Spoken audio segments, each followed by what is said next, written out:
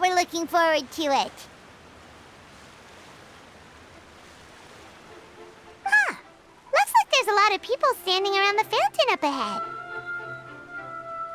Oh, Archon, please bless us with a bright and healthy child. We pray. I don't know why you always feel the need to ask so much. I'll be happy as long as our child is healthy and lives a peaceful life.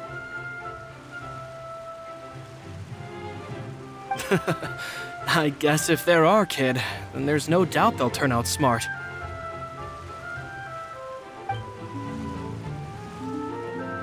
Maybe this is one of the customs in Fontaine. There sure are a lot of couples here. Vache.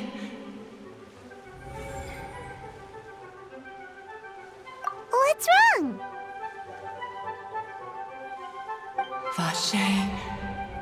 Vache.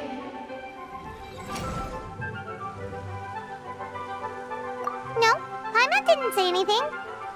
Are you hearing things? Welcome to the Fountain of Lucine. All the water flowing through Fontaine converges here. It's customary for newlyweds to come here and wish for children.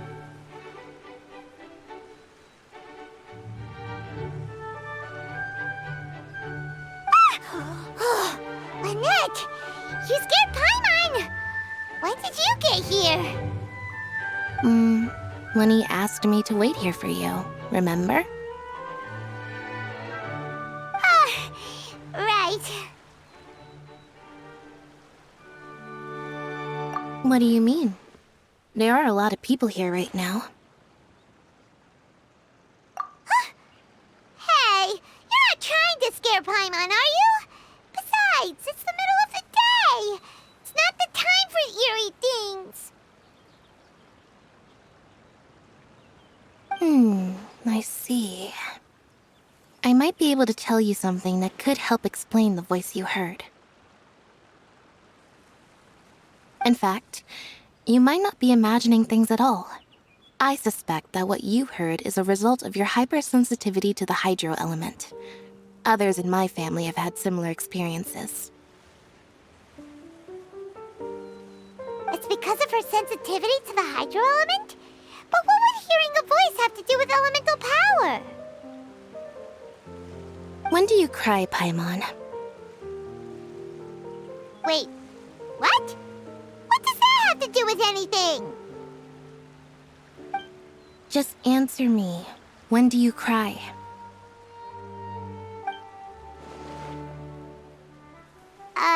When Paimon's really sad? Oh, and when Paimon's super happy. Oh, and also when Paimon's really, really scared. Then you should understand that tears contain your most intense emotions.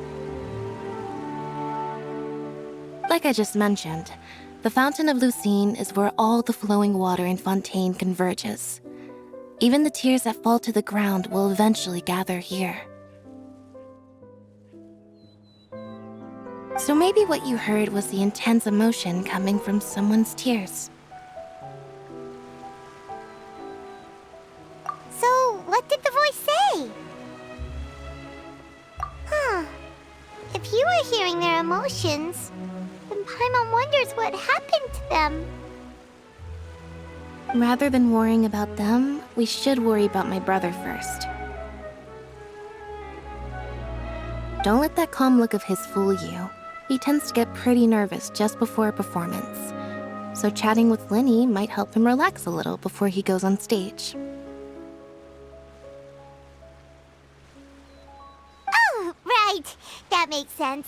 Let's go in and see Linny.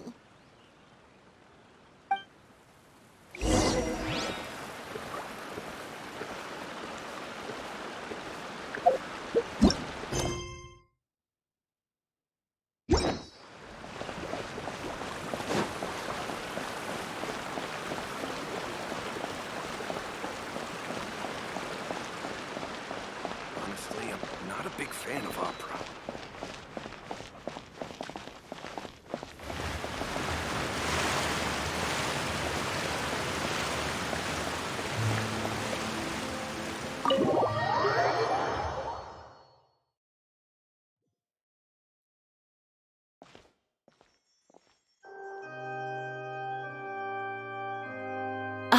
Traveler and Paimon, good to see you.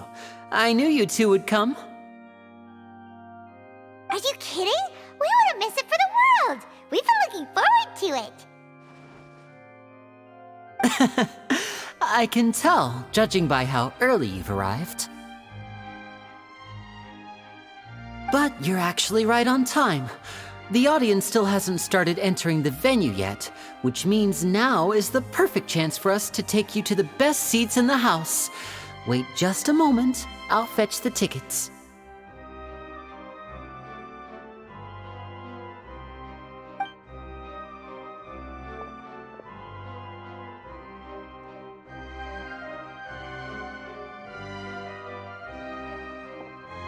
The Opera House has assigned seating, so you always have to make reservations. I've already reserved your seats, and here are your tickets. Ooh, front row seats! Thanks, Lenny! Don't mention it. There's no need to keep thanking me. Hey, Lenny! Could you come over here and take a look at this? Oh, I'll be right there. Seems there's an issue with the stage props over there. That's Cal, my assistant, calling me. I'll go lend him a hand.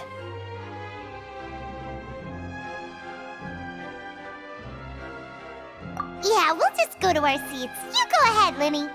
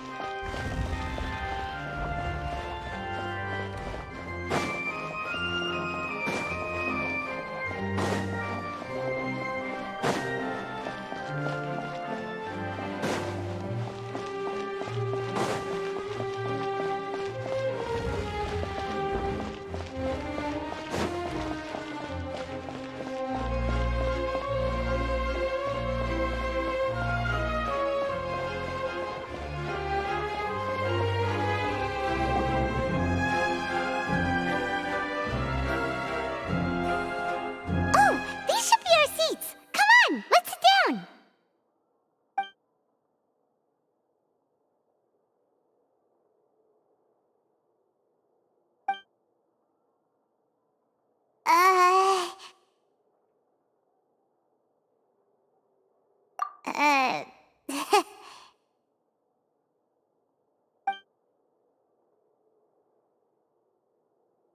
Hey, Traveler. Maybe we should strike up a conversation with the person next to us. Since we're sitting together and the rest of the place is practically empty still. It's kinda awkward if we don't say anything.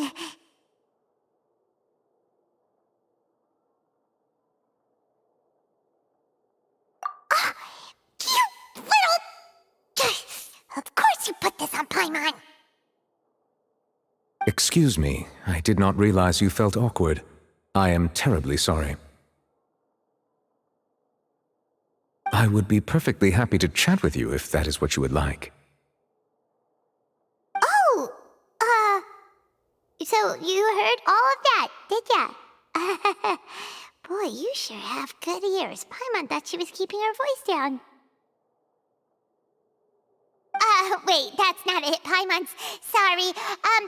Paimon's the one who was being rude, talking under her breath like that. So, let's talk, but, what should we talk about?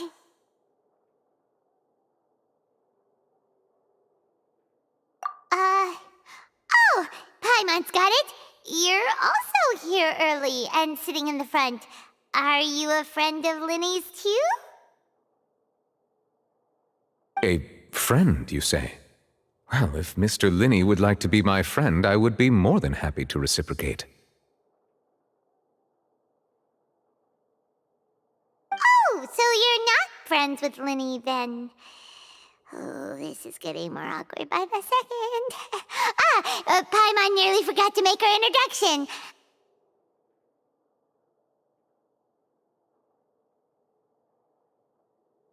Nice to meet you. Paimon is Paimon, and this is the Traveler. We just arrived in Fontaine. It is an honor to meet you two. I have heard of your deeds across Tevat. And as required by proper etiquette, I will also introduce myself. I am... Oh, Monsieur Nervillet! What an honor it is to have you here to see my show! Ah, Mr. Linny. I should say it is in fact an honor for me to see your performance in person. Wait, Nervillet? Could he be... I saw you all chatting just now, but it seems you still don't know who Monsieur Nervillet is. Allow me to introduce you to Fontaine's Chief Justice. That seat is always reserved for him. It wouldn't be too much to say that he's the symbol of justice and honesty here in Fontaine.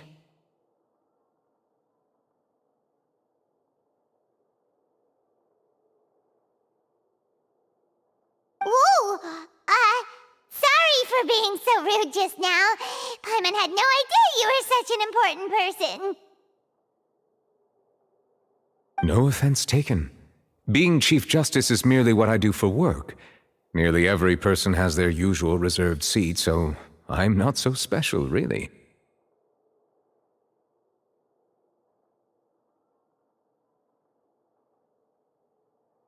And by the way, I should probably let you know, even though I would prefer not to. There's someone sitting up there in the VIP seats that has been striking a pose for quite a while now.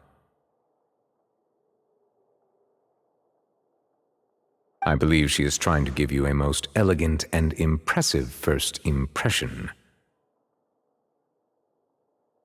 So I think you should take notice of her sooner rather than later, otherwise she may become flustered.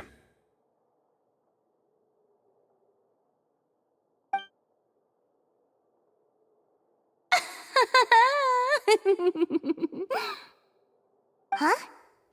Oh, it's Farina, the Hydro Archon. Huh. She sure has a smug and satisfied look on her face. Guess she has no idea that you saw right through her act.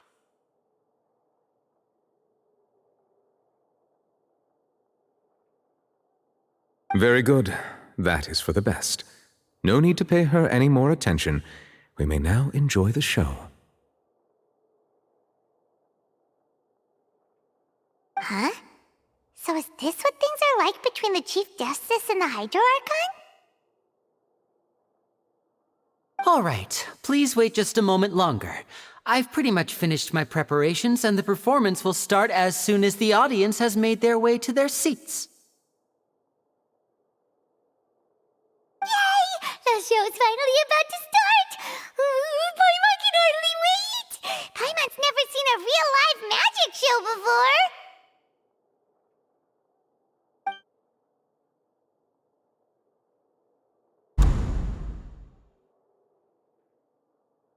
Oh! They're dimming the lights! The show must be starting!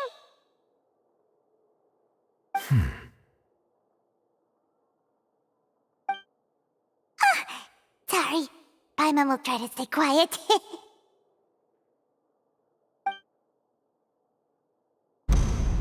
Welcome, one and all, to the Opera Epiclese. I am the star of today's show, Linny. And over here is my sister, Lynette, who will be working as my wonderful assistant. Please, let's give her a warm welcome. Hello, everyone. I know she may seem to be a little sleepy right now, but that's just a sign that she's nervous. Whatever. Now, some of you may be thinking, two vision holders who can freely manipulate elemental powers performing magic is not true magic at all.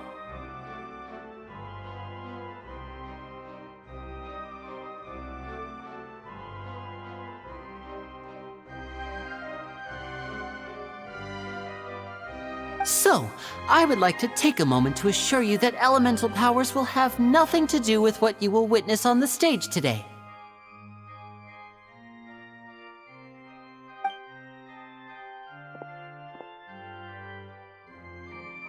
Both Lynette and myself have removed our visions for the show. That way, even the gods won't be able to help us. Oh, good point. That's what makes the show real magic. Now, without further ado, let the show begin. Lynette will now exit the stage to make some preparations. I know you might miss her, but don't worry, she'll be coming right back on stage momentarily. Perhaps in an unexpected way. I'm sure she'll be stealing the spotlight soon enough.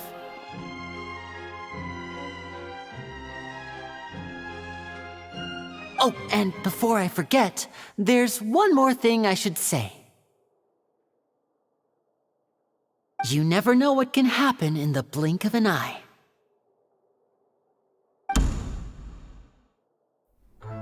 A magician's greatest skill is making things disappear or appear.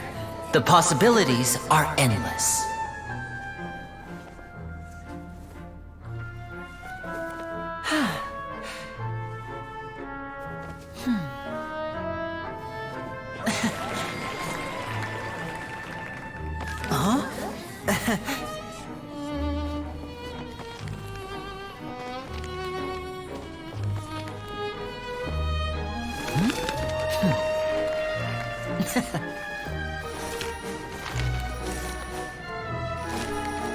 But this isn't what you came for. These little tricks, you've seen them all before.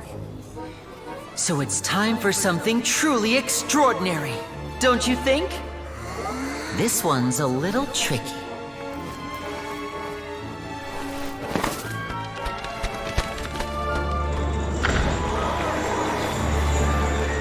Using this water tank, I shall make my sister vanish completely, right before your very eyes.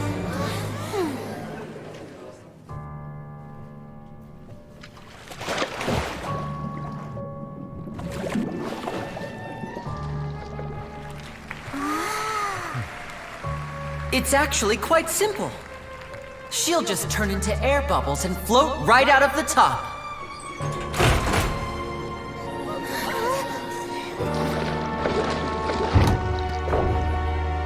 Oh no! I told them to check all the props carefully. With the lid on, even air can't escape.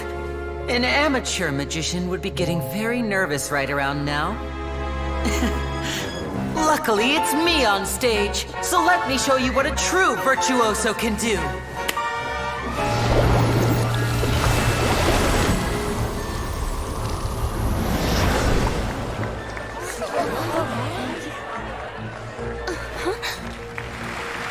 Lynette, are you still there? Don't go too far. We don't want to use up all our magic. Hi, I'm back. Uh-huh.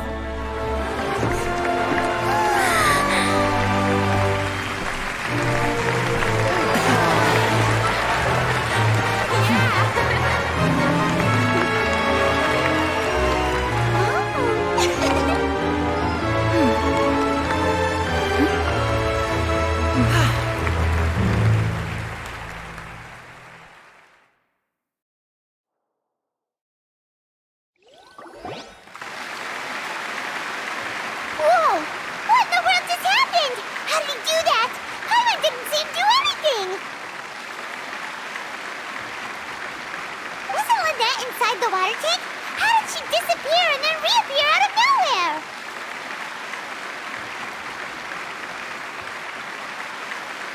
If we could see easily through his tricks, then that would mean that his skills are still lacking.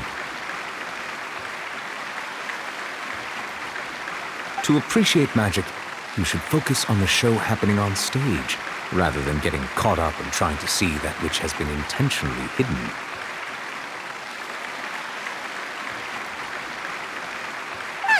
Guess you're right. Paimon couldn't believe her eyes when Lynette reappeared. Amazing!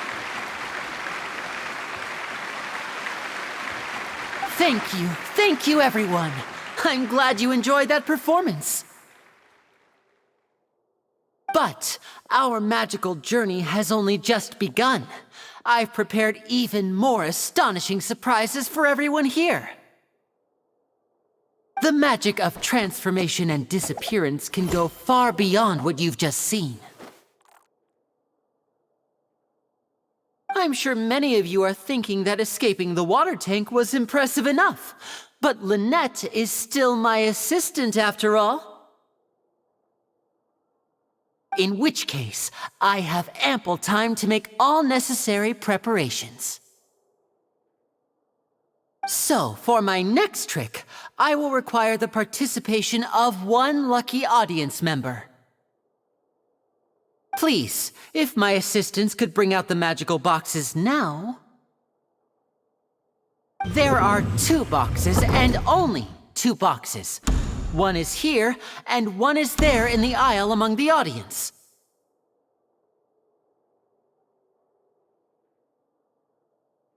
I'm sure many of our clever audience members have already guessed our next magic trick. A swap! Our lucky audience member and I will each enter a magic box. After 1 minute, we will each emerge from the opposite box. Now please, everyone pay very close attention to the box you see here. Don't give me any chance to make a move. Wow! How's he gonna do this? Hey, do you think this is all magic tricks, or does Lenny have actual superpowers? The lucky audience member will be generated by this random number selector. It selects numbers entirely at random. Even I don't know who will be chosen to participate. Now then, let's begin.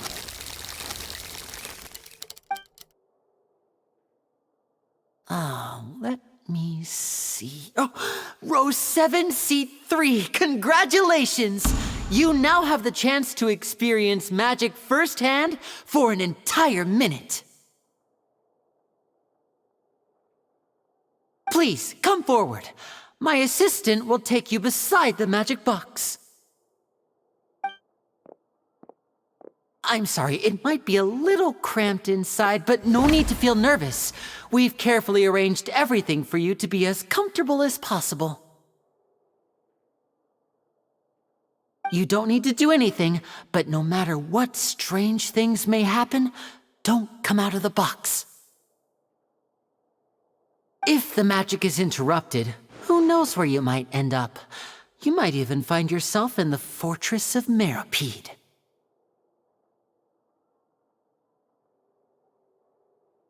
Oh, okay. All right. Before I enter the magic box, there is one more thing I need to ask the audience to do.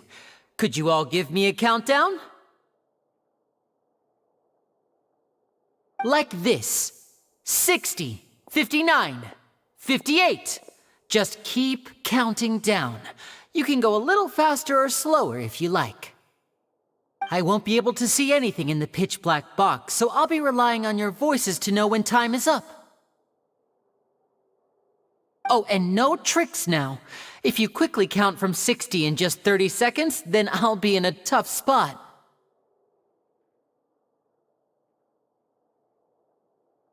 Ooh! Paimon kinda wants to count faster after hearing him say that!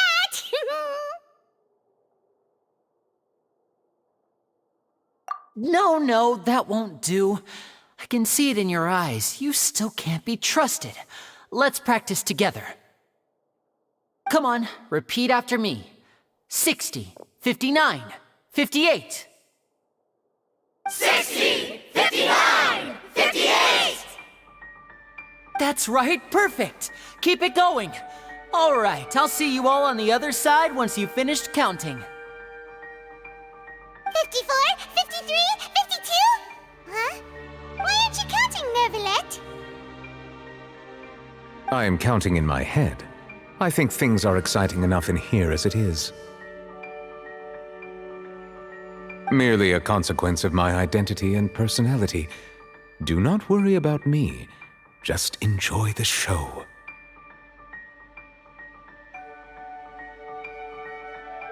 Oh, all right.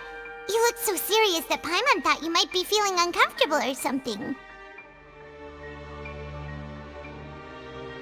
40! 39! 38!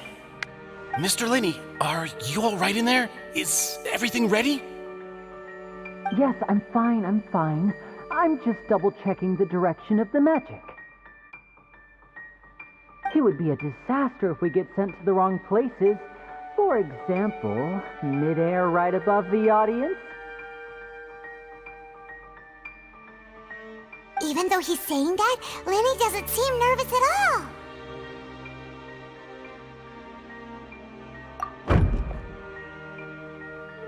Ah, what was that noise? Did you hear it too? Not sure. Anyway, it doesn't seem like anyone's worried about it. 25! 24! 23! What's wrong, Mr. Linney? I can still hear you moving in there. I seem to have accidentally knocked over a decoration. I'm trying to fix it, but it's pitch black in here. I can't tell left from right. Never mind the decorations. There's no time for that. The show is what's important. No, that's unacceptable. I want my show to be perfect. Don't worry, we still have 20 seconds. Hear them counting? 19! 18! 17! It seems things aren't quite going as planned. I apologize, everyone. It feels like you're all starting to count faster, but that's all right. I know it can be tiring to do such a long countdown.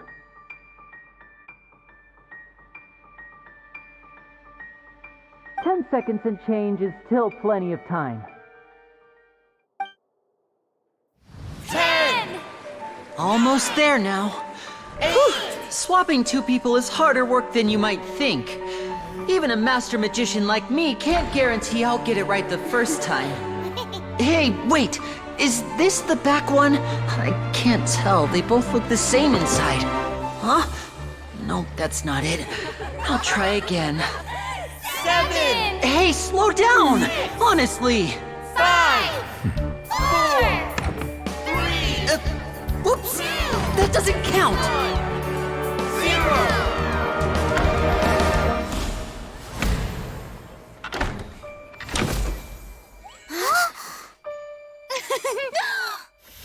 Ta-da!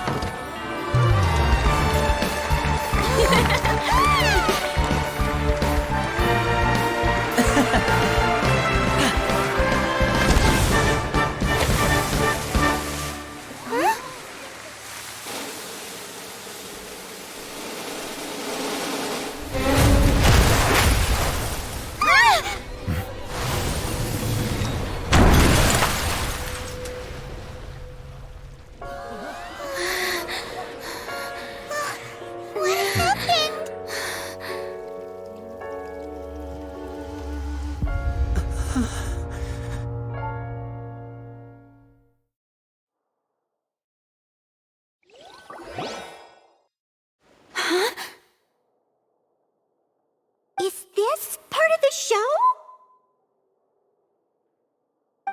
Mr. Lenny, you're going to use magic to fix the stage now, right?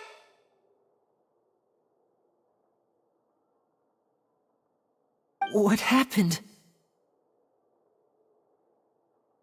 Oh no, maybe this isn't part of the show. The girl was still in that box, right? This performance is over. Medical staff with me. Guards, secure the scene and detain all the performers. Seal the exits. No one is allowed in or out at this time.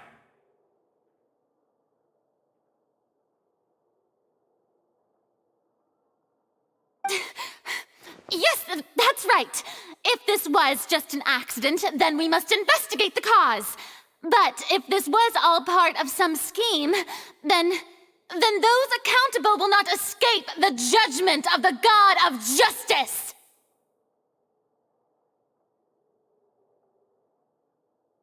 No need to be alarmed, you two. We'll get to the bottom of this soon enough.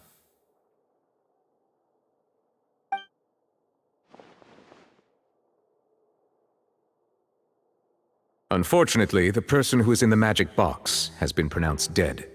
His name was Cowell, one of the assistants in Linny's magic troupe.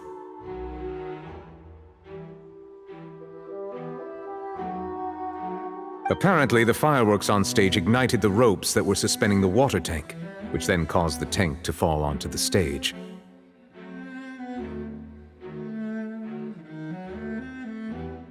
As of now, we are still not sure why we found Cowell in the box, rather than the guest from the audience. And after an initial search of the area, the guards have confirmed that the girl is nowhere to be found. It appears that this incident was not merely some mishap with the performance.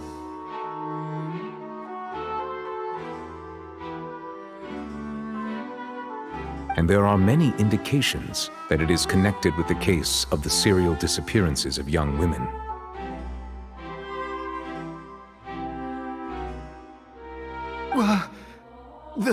The serial disappearances case? That's the case that Charlotte mentioned before!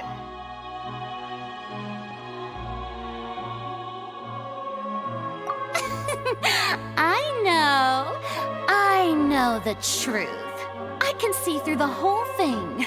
Really, using such a shallow and obvious mystery as his finale.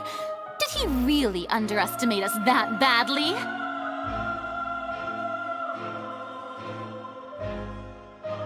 I say that our powerful magician, Mr. Linny, is now the prime suspect for the serial disappearances case.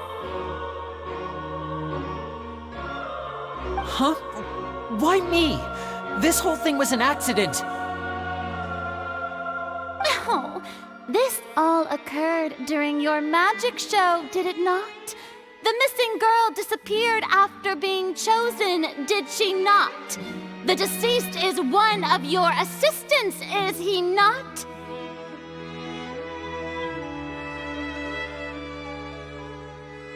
Now that I think about it, that whole speech about magicians making things disappear was nothing more than a provocation, a bald-faced challenge. That can't be right! How could Linny do this? He was in the box on the stage the entire time! We can even hear his voice! Besides, before the show, he told us that he would like to catch the criminal behind the disappearances! He couldn't possibly mean catching himself!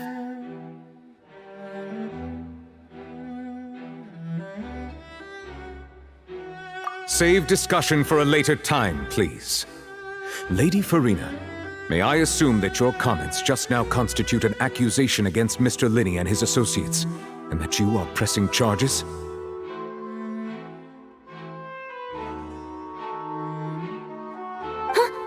I just think that I think it might be a little early to talk about formally pressing charges. But what Lady Farina said just now makes perfect sense. Looks like she's gonna personally deliver justice. A kidnapping and murder carried out under the cover of a magic show. Lady Farina said it all.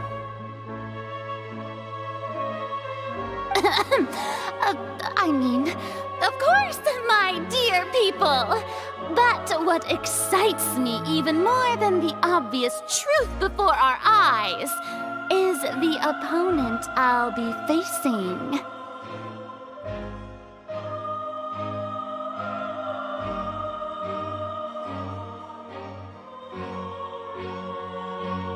That's right. I mean you, traveler. You'll support Linny, won't you? After all, he was the one who helped you the first time we met.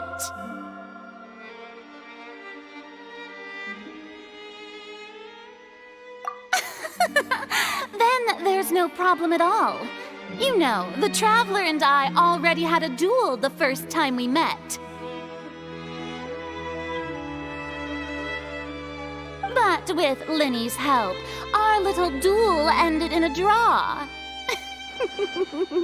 But draws really are the most boring possible outcome.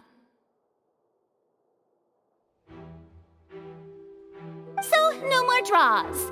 Between the two of us, there must be a clear winner and loser.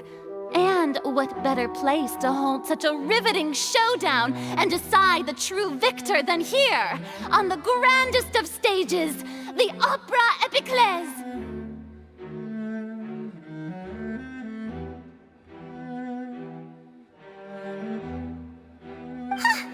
It wasn't a draw. She obviously lost last time. I understand. Charges have now been pressed, and as such, a trial is in order. Well, traveler, seems Lady Farina has set you in her sights. But putting her dramatic rhetoric aside for a moment, I would like to ask you,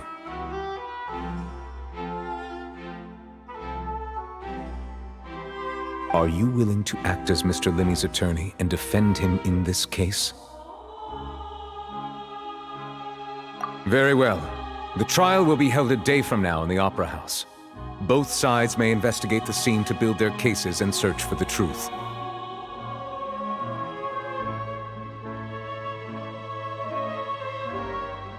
Linny and his troupe are all potential suspects and shall remain within the Opera House. The audience may begin to leave in an orderly fashion once they have been cleared by the guards. A day isn't that long. Let's see what kind of case this big-shot outlander can build in such a short amount of time. I'm really quite looking forward to hearing it.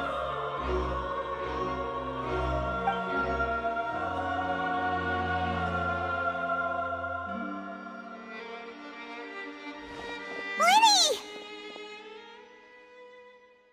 Sorry about everything that happened just now. Were you frightened? Of course! Who wouldn't be scared after witnessing an accident like that? Yeah, I'm a little shaken up myself. How could this happen? And poor Cal. I know you already claimed that you would defend me, but now it's just us talking. Tell me, do you think I could possibly be the murderer?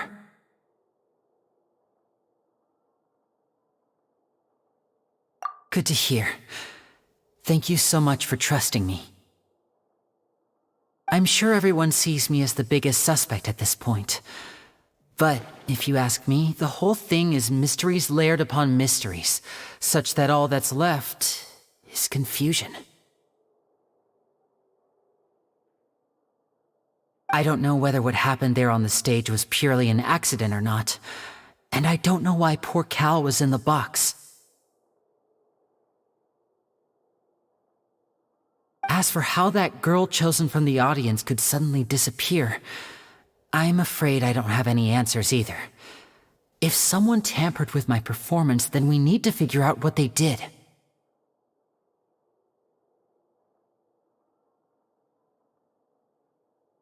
Even a skilled and knowledgeable magician like myself couldn't pull all that off in just 1 minute. Which is precisely why we need to investigate! As this book says, the impossible could not have happened. Whatever happened must have been that which is possible.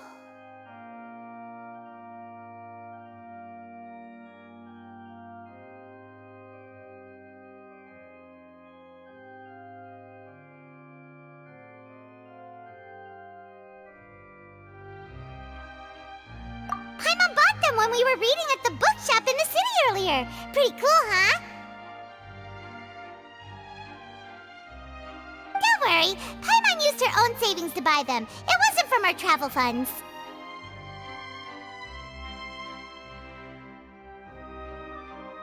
I think they look cute on you, Paimon.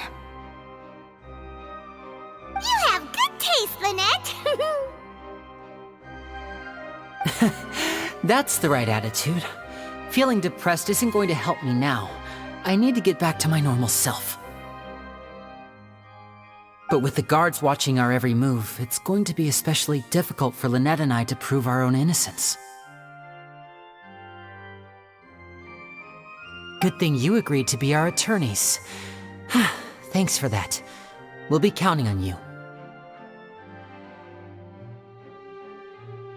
Yes, thank you so much.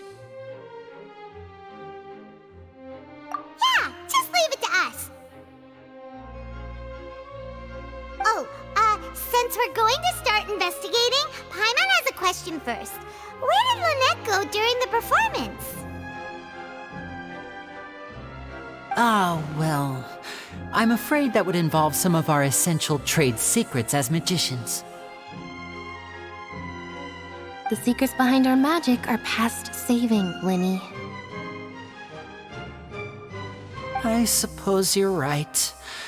The truth behind our tricks is going to be important evidence that will be weighted during the trial. 'Tis truly a pity. As a magician, our magic show is a work of art. We've poured countless hours and spared no effort in perfecting it. But if revealing our secrets will help you uncover the truth behind what happened, then it will be well worth it. We should go somewhere else if we're going to discuss our magic tricks. We'll go speak with the guards, and in the meantime, you can go investigate the stage and the seating areas.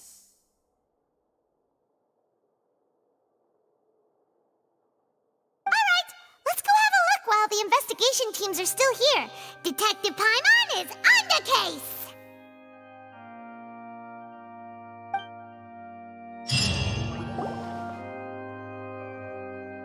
Hello, officer.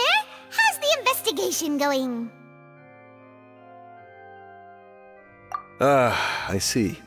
You must be the traveler that Lady Farina mentioned. Listen, I'll be perfectly honest with you. I'd avoid getting mixed up in this whirlpool of a mess if I were you. Huh? What do you mean? Come with me and you'll see. The deceased is one of Linny's assistants named Cowell. Even though he hadn't joined the troupe long, he was hardworking and everyone generally liked him. The assistants are usually in charge of setting up and inspecting the props, as well as assisting with the show and keeping the crowd engaged. As you probably saw when you were in the audience, the water tank suddenly fell and smashed the box with Cowell inside it. This is the real mystery. We've already searched the scene and were unable to find any traces of the girl. However, if you look carefully, the box was positioned directly under the water tank. The ropes holding the tank were then burned by the pyrotechnics on stage, causing them to snap.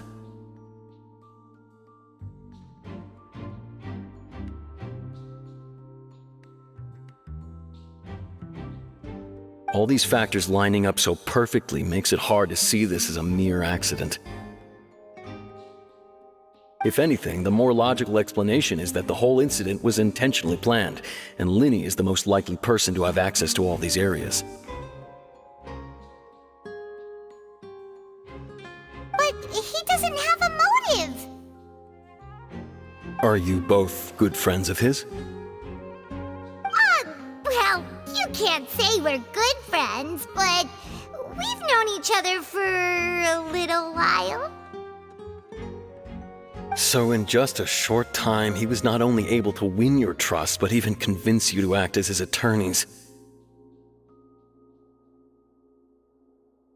I know there's no such thing as magic. The real trick of a magician is holding the audience in the palm of their hand.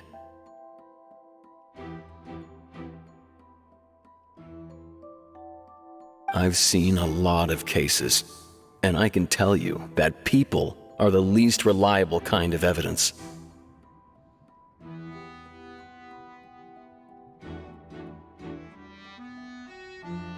Sorry, I tend to be pretty straightforward.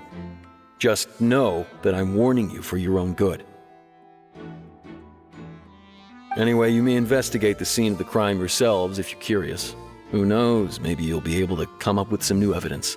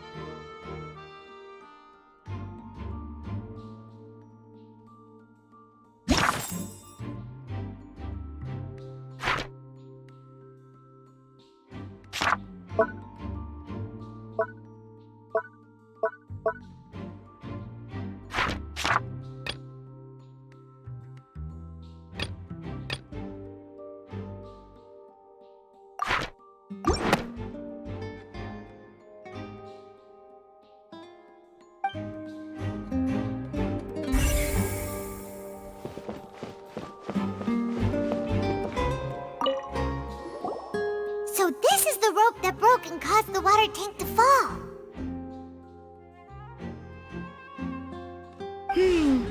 The rope looks pretty durable.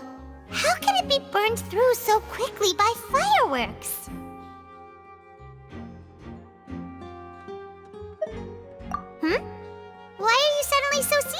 traveler?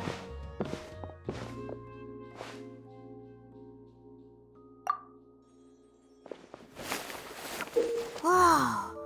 Look! This bit is made from different material! Most of it was burned away, but there's still a little bit of it left.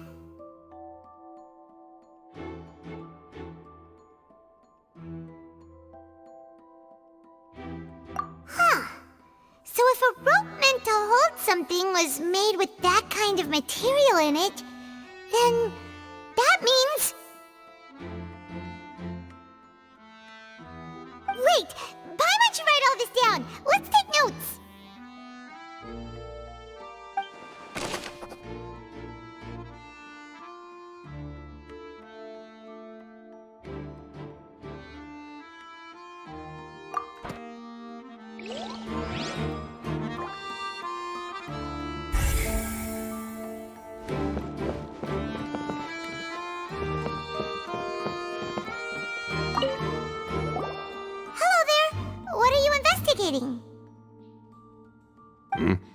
Oh, this location has also been cordoned off because the Magic Troop members are currently considered prime suspects. The investigation team is still collecting evidence.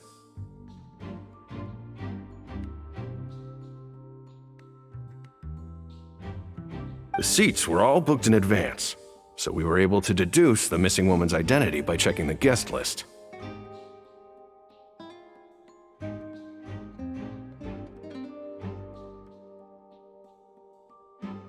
Sure, it's not like this is confidential information.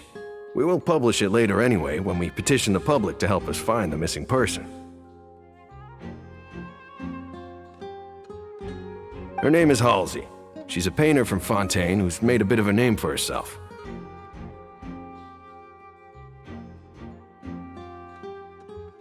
Apparently, she wasn't a regular at the Opera House, but she'd been feeling some pressure with her work lately, which made her decide to come see the magic show. The Magic Troop members all claim not to know her. We have looked into her social connections. It seems that she has no personal grievances or conflicts of interest with the suspects.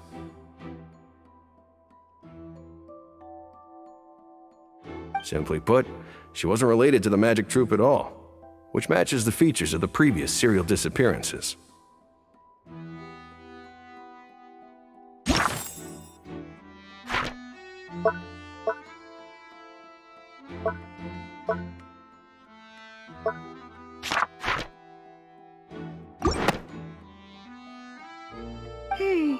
Were the victims of previous cases also chosen at random? That's how it seems to us, in any case. Apart from the fact that they were all young women of around the same age range, there really weren't any other connections between them.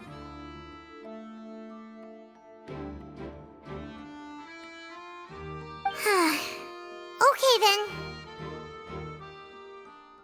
No need to be so formal. If you do happen to see the missing girl, please be sure to contact us. It is of utmost importance that we get to the bottom of these disappearances.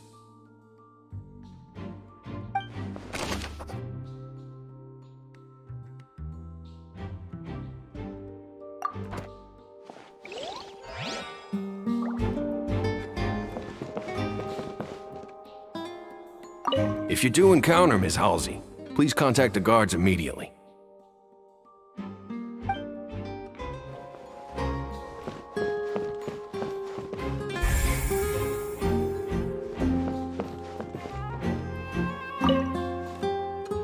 Go ahead, have a look around. In the end, we're both after the truth.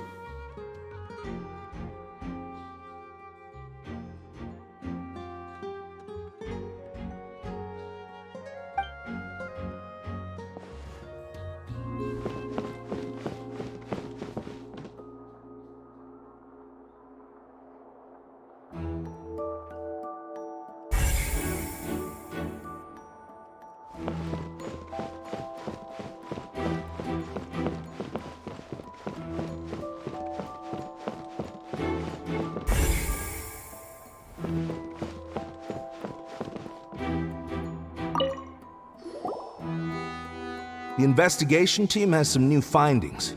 Turns out there's an issue with the random number selector after all. See, I told you. What if the machine picked some big guy's seat?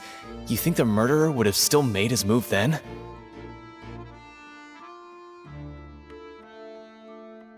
Sorry to interrupt, but we're helping Linny and Lynette with their side of the investigation. What were you saying about the number selector? There's something wrong with it? You're trying to help them? That'll be a tall order. Linny used the machine to pick a random member of the audience during his performance, right? The lucky girl that later disappeared.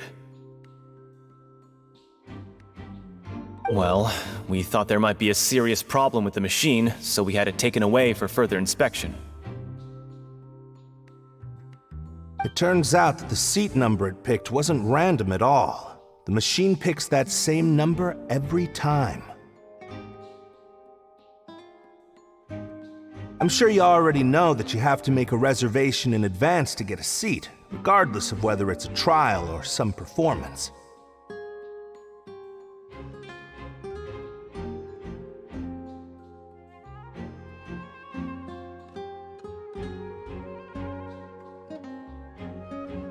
In other words, Linny knew who would be sitting where from the very beginning.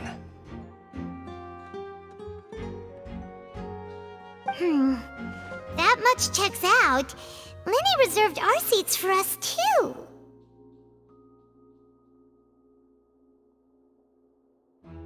Bet you see why I was saying it'd be tough to make a case for Linny.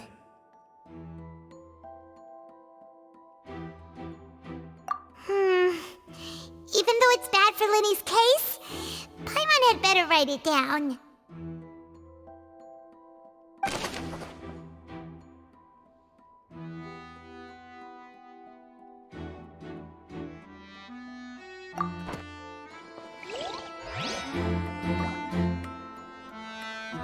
Linny's magic tricks were the stuff of legends, but the way he did this crime, he should have stuck to doing magic.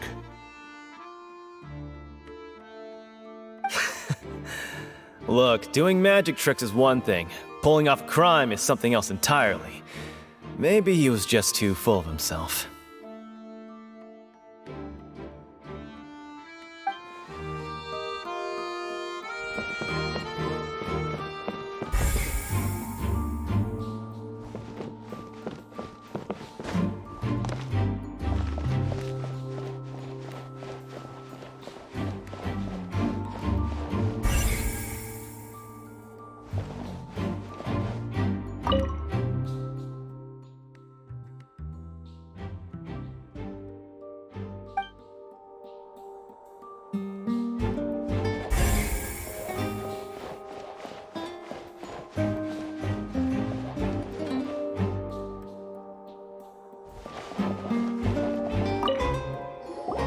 I see that you're investigating the area. Well, it just so happens that I'm interested too. If you find any new and interesting leads, be sure to share them with me, all right? We don't have too many thoughts yet. Then why don't I tell you my hypothesis first? The way I see it. And I'll start it with that loud thud.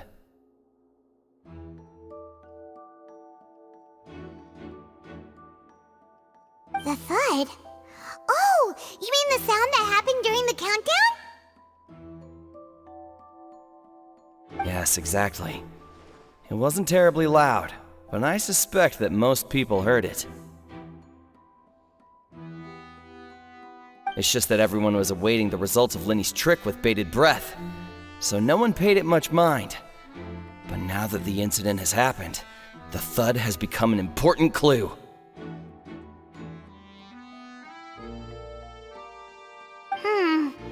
That makes sense. So, what do you make of it? I'm of the opinion that it may have been the sound of Linny's accomplice. Lynette, perhaps. Jumping atop the water tank, or something like that.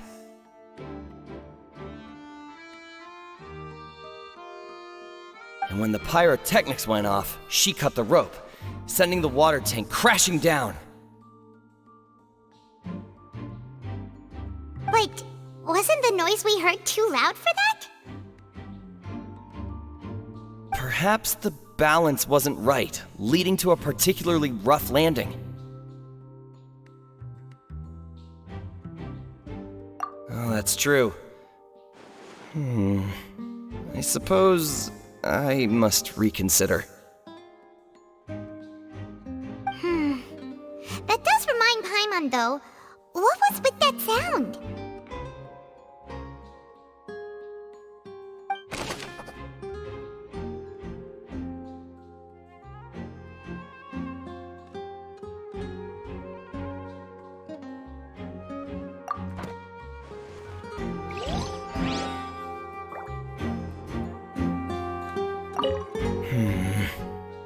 Could it be that I didn't see it happen?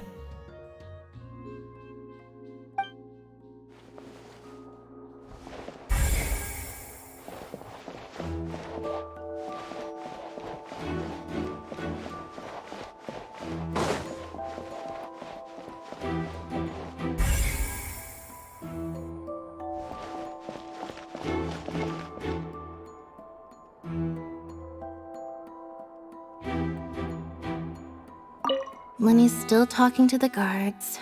It seems he'll have a lot of explaining to do. I think someone will be assigned to monitor us later, but that's alright.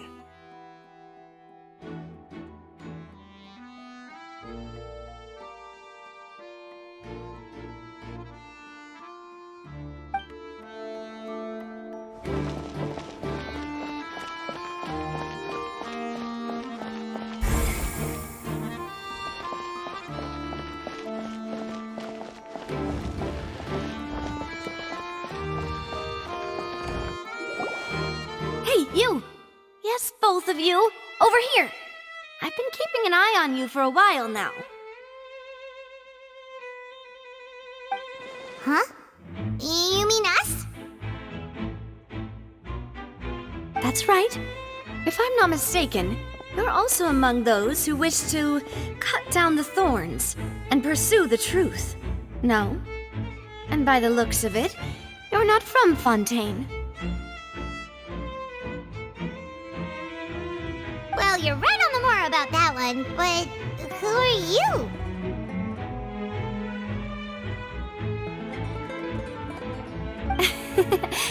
Have you never heard of the Spina di Rosula?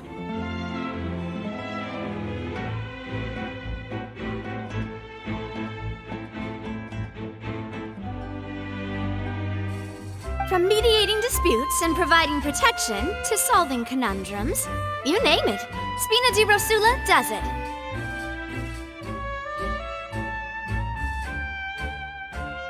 And I, Navia, have the honor of being its renowned president.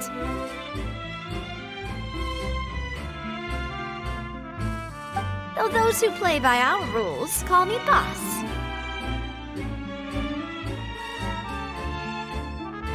I'm Silver, her attendant. Pleased to meet you.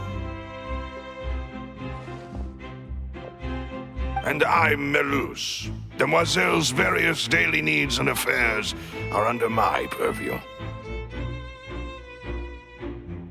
Huh? Boss? Demoiselle? What gives with the names?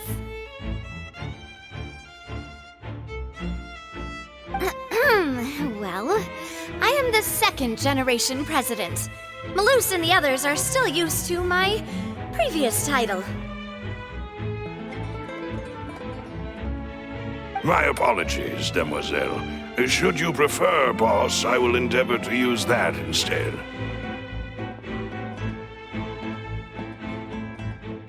No need. You don't have to call me boss. Just Navia is fine. Okay, if you say so. Not that we're members of Spina di Rosula anyway.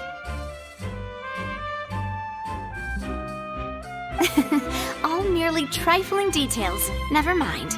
Now, back to the situation at hand. That's right.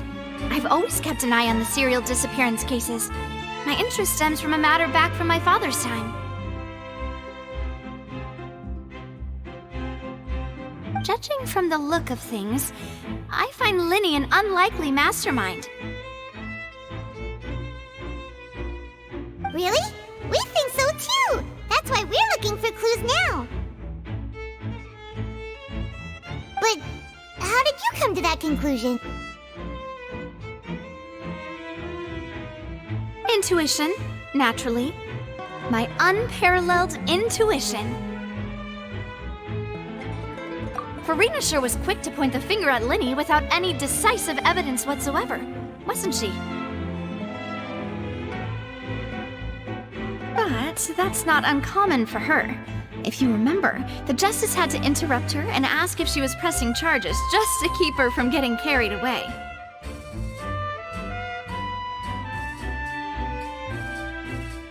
Anyway, a trial begins the moment someone levels charges.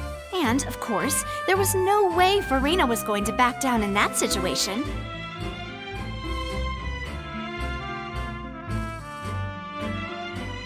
Sounds more like you just don't trust the Hydro Archon. Well, what's your opinion? I must admit that she can be interesting at times, but liking her doesn't mean that I'll blindly agree with her.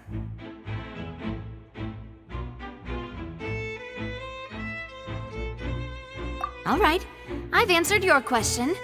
Now, it's time you answer mine. Wait a minute! Did that answer count? Well, I say it does. But don't worry, you won't hear any pointless questions from me. In your opinion, do you think it's right to treat a trial like it's an opera? Well? And why would that be?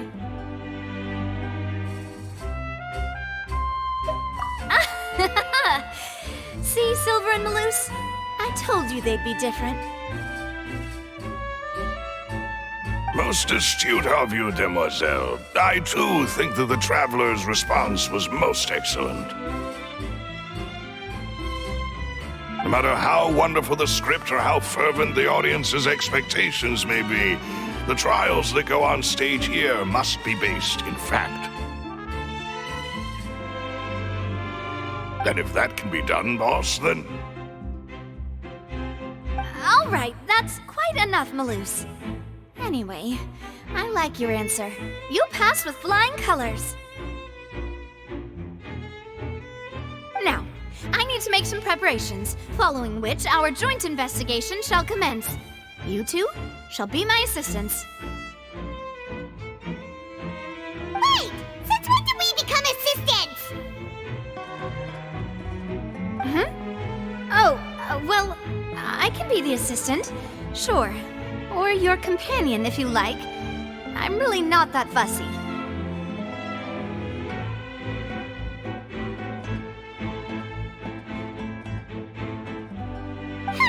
That's more like it. Far be it from me to brag, but I believe that Demoiselle's intuition will be instrumental in uncovering the truth.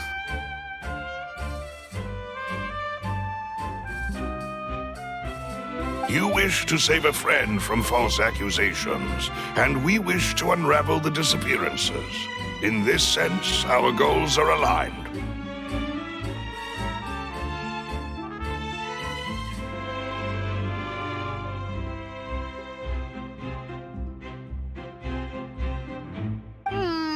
You have a point. Huh. You're quite the talker, aren't you, mister? And what about you over there? What do you think? You seem like you've got something on your mind. I have nothing to add. Oh, alrighty then. We'll be making some preparations first. Just be sure to let us know if they start revealing Linny's tricks. Thanks!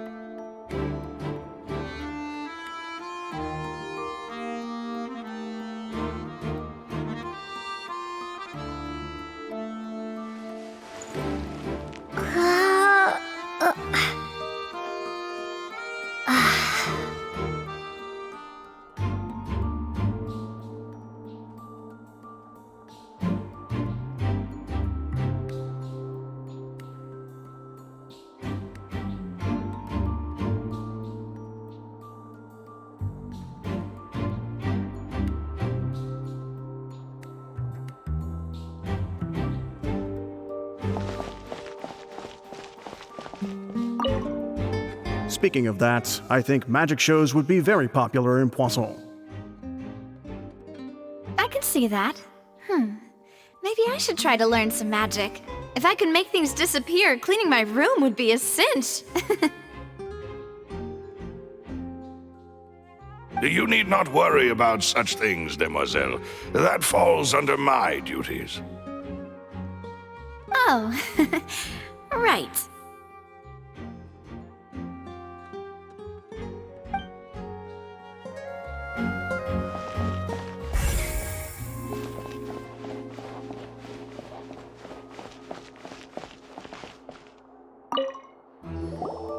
Sorry, but no one can freely enter or exit the Opera House at the moment.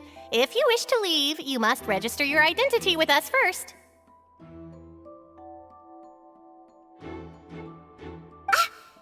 No, we're not leaving. We're representing Linny and Lynette as attorneys, so we're investigating the case. Were you always guarding this entrance? Yes. After the Chief Justice gave the order, everyone coming in or out must undergo a strict inspection. So, the missing girl couldn't have left from here. At least, not from that point on.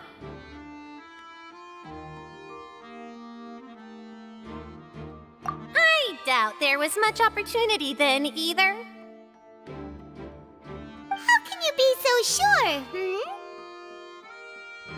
Well, because I was in charge of security near the entrance at that time. I couldn't see Linny's performance from here, which was quite a shame. Just my luck.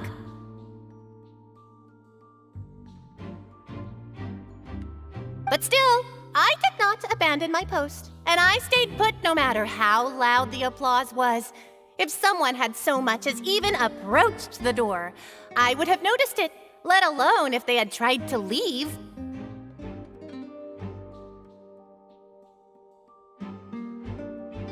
We Melusines are good at that sort of thing, you know. So, it's safe to say the girl couldn't have left through here.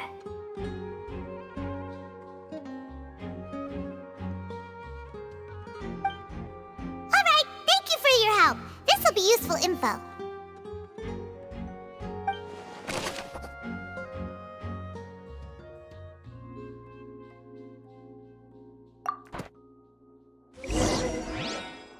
We've checked everything of note here at the performance venue. Paimon wonders how Linny's discussion with the guards is going. Let's go see, shall we? Ooh, things are getting interesting, huh? We're about to see how magic is made.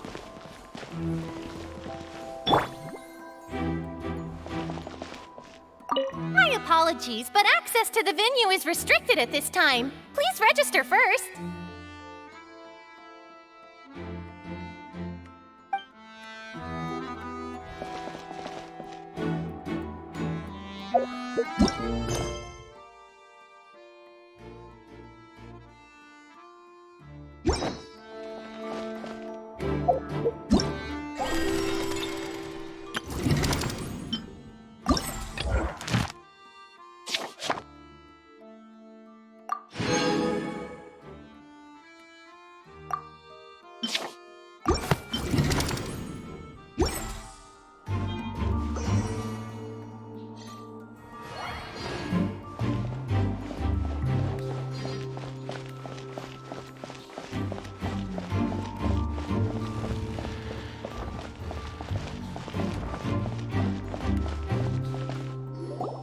Understood.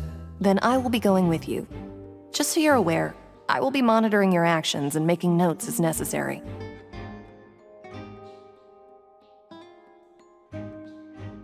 Very good. Thanks for being so agreeable. I'd pull a rose out of my hat as a gift for you if I could.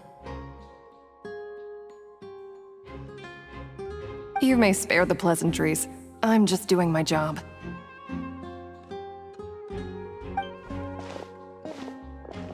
You've arrived. Who's this? Me? I'm Spina di Rosula's guardian angel. If you've got a problem, I've got the firepower.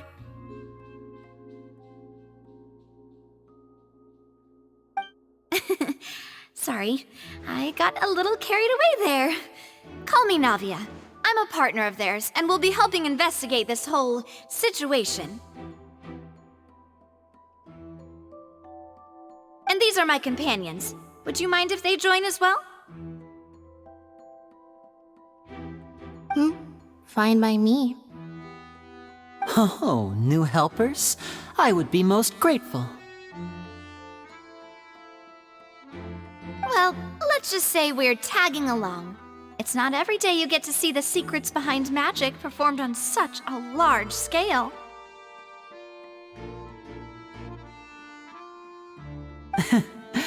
I appreciate your kind interest. Come with me. We'll be heading below stage.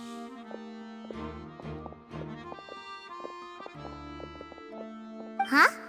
Below stage? Yes, a world of secrets is hidden beneath this magic box, prepared specifically for this switcheroo trick.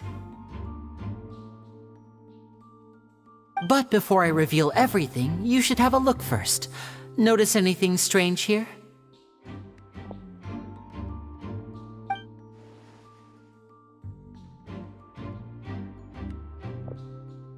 I'm not trying to be dramatic. Remembering the details of a trick will help you understand the methods used to perform it more easily.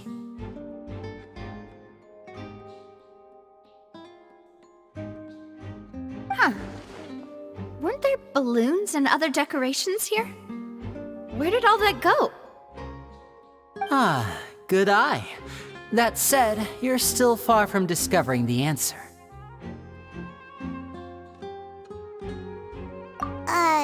The back? You mean the inside of the door? What's different about it? Paimon didn't notice anything. Very good indeed. I thought you might not be able to catch that, given that you were sitting in the first row. The back of this door was patterned. Those patterns are now gone, replaced by a smooth wooden board.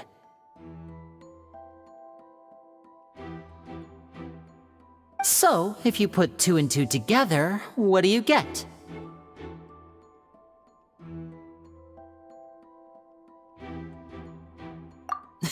Exactly.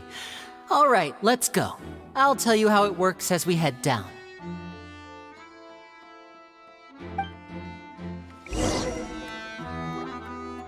Oh, so there was a passageway under the magic box!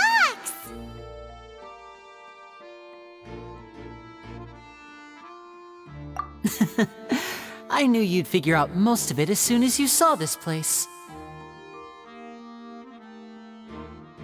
The 2 magic boxes are positioned right above the 2 entrances of the tunnel.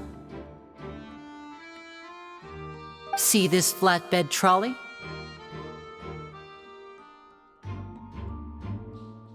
The box with the lucky audience member in it would be shuttled over to the other side using the trolley. This trolley can raise and lower and even rotate, ensuring that the box will face in the right direction.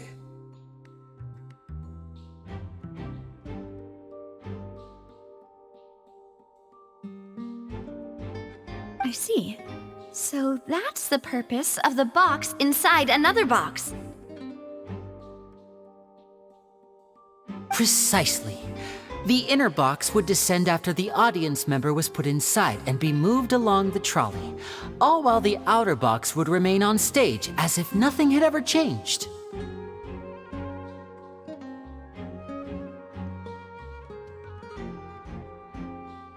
So that's how you did it!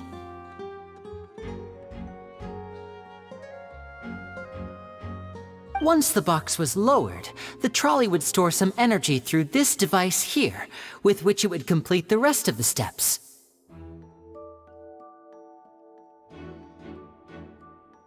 The audience member would only be able to feel some slight movements in the dark, and by the time she walked out, she would already be back on stage.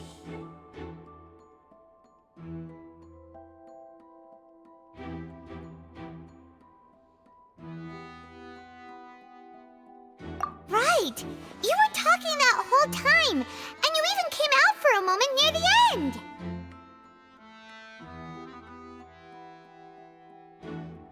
Ah, yes. A phonograph operated by Lynette was used to achieve that effect.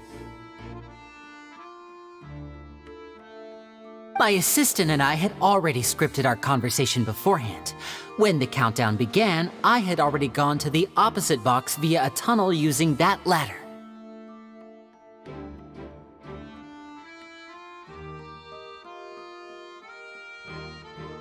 And what about Lynette?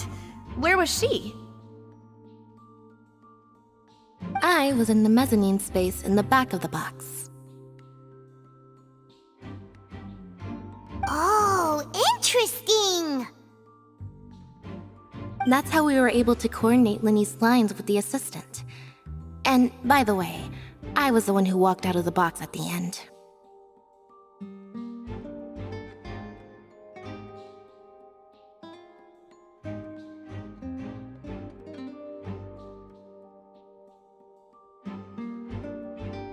I mean, we are twins.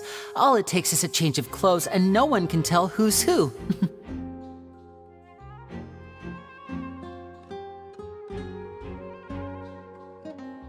And that's my favorite part of this trick. Only Lynette and I can perform it. So that's how it all worked! Wow! Every detail you revealed was more amazing than the last!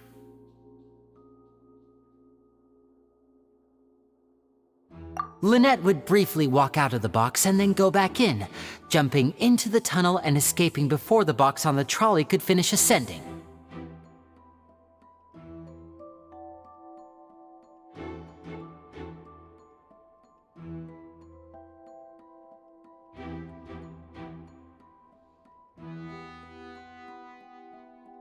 And then I walk out of the other box in the audience area, and the trick would be complete. The operative word here being would.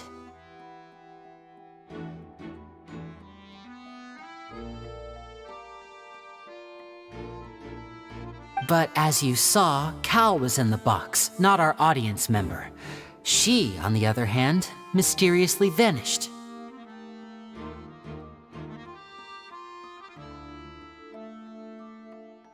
We really don't know how that happened. If not for that interlude, this would have been an astonishing trick. I probably never would have figured out how you pulled it off.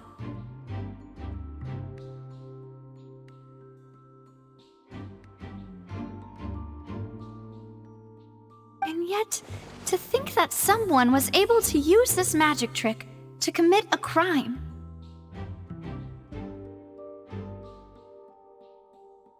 Could we have a look around?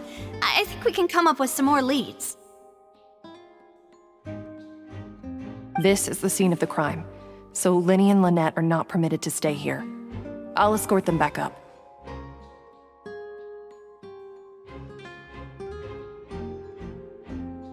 Yes, of course, no need to be so strict now. I won't disappear into thin air, you know. Thanks, everyone. We're counting on you.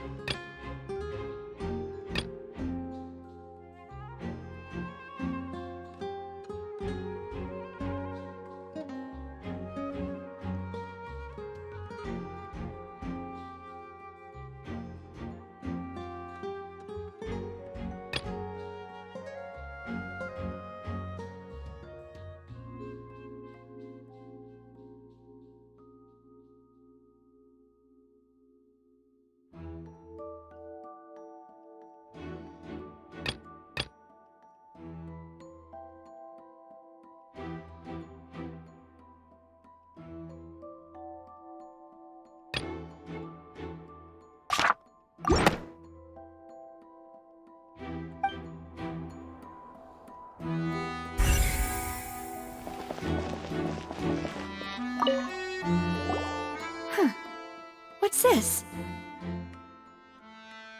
Looks like a hook tied to the end of a rope. Huh? There's all kinds of odds and ends here.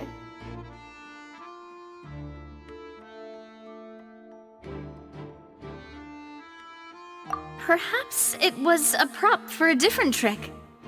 But why would it have been left here? Whatever it is, let's make a note of it first.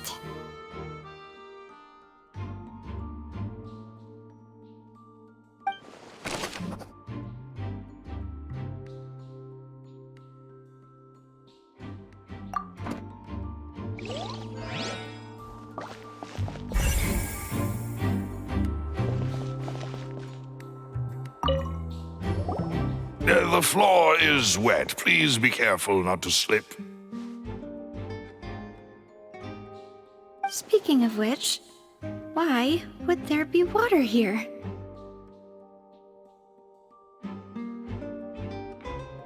Oh, Paimon knows! It's one of those tricks where you pour water into a jug and then flip the jug over only for the water to disappear?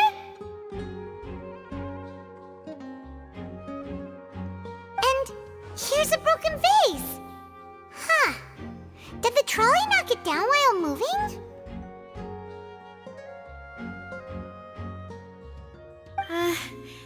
That can't be. The trolley moves along tracks from start to finish. It couldn't have hit the vase at this distance. Let's note this down too and think about it later.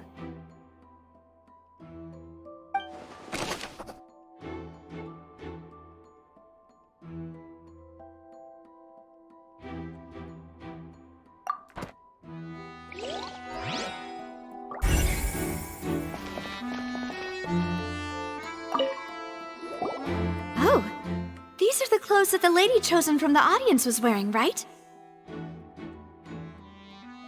Her clothes are here, but she's nowhere to be found.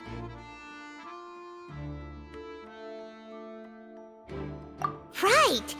And do you really need to do that if you're kidnapping them? Ugh, this is so confusing.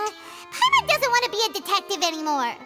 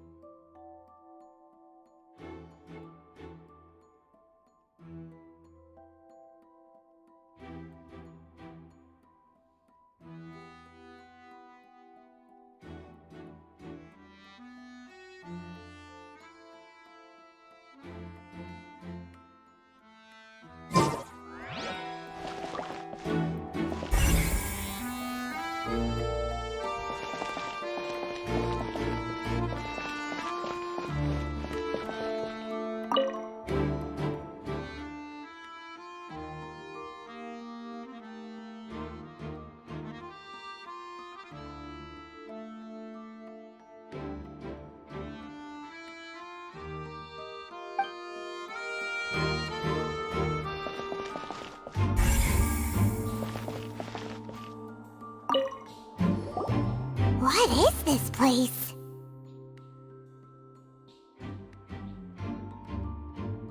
It seems someone could fit through here. Huh. Could this have been the suspect's escape route? Alone, perhaps. But if they had to pull another person with them, the space would be too narrow.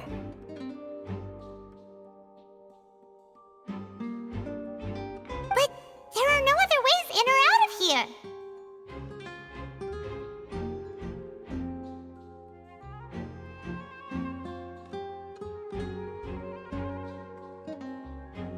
Oh, you're right! Let Paimon write that down.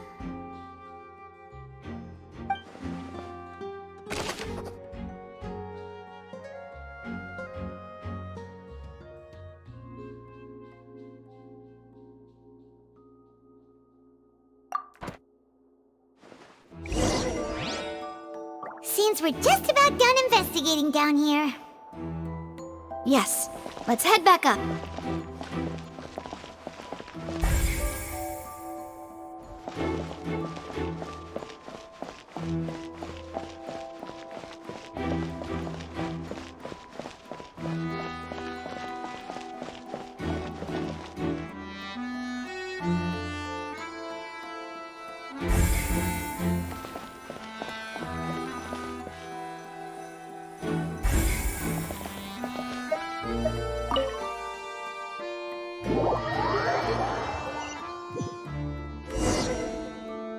Well, we've ascertained the state of the crime scene. Let's find a place to sort out our findings once Malus returns. Seems to me that there are several things that don't add up here.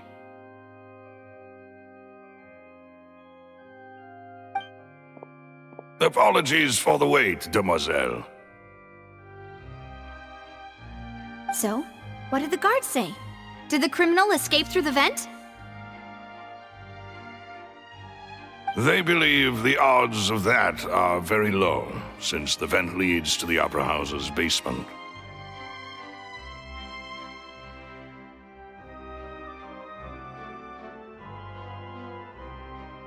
The guards have checked the area carefully.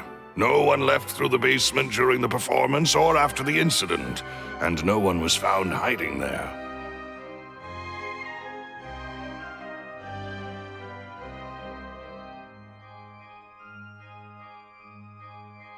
So the tunnels become like a secret chamber then! You know, like the kind you usually see in novels!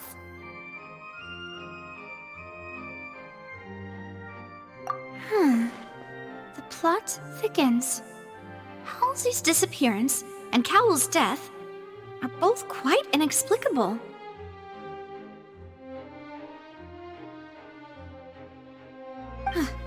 No wonder Farina was so confident in her accusation. All the current evidence points toward Linny and Lynette.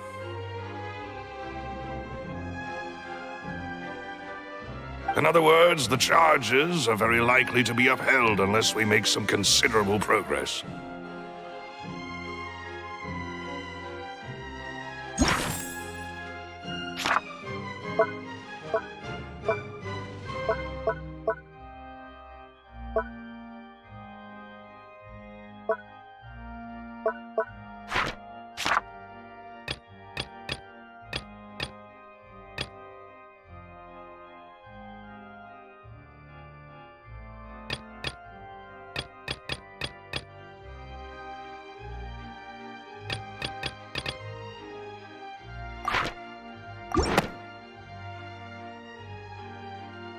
Charges and then trial. So if the charges are upheld, they'll announce a sentence? That's right. This is how a trial goes in the Opera House. During the proceedings, the Chief Justice and the oratrice will hear statements from both sides.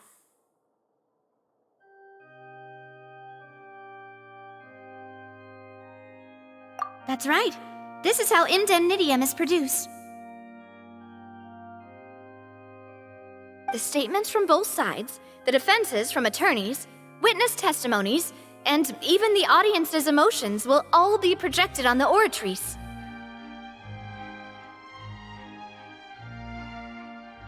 simply, it's as if the Oratrice has its own will, and is a judge in its own right. This also precludes any kind of favoritism on the part of the Chief Justice. And not that this has ever happened anyway.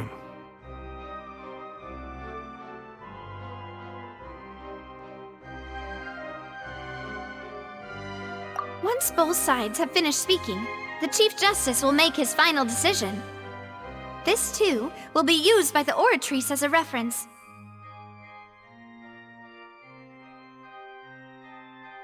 Then, finally, the Oratrice will be consulted by officials.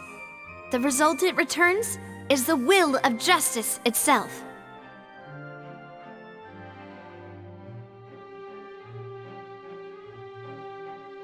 Huh? So that machine is the one that actually decides? Paimon thought Neuvillette called the shots. In practice, there is very little difference. Both have always come to the same judgment, which is why people have great faith in the Chief Justice. Ah, yes, the guards also asked me to convey that none of us will be allowed to leave this place before the trial.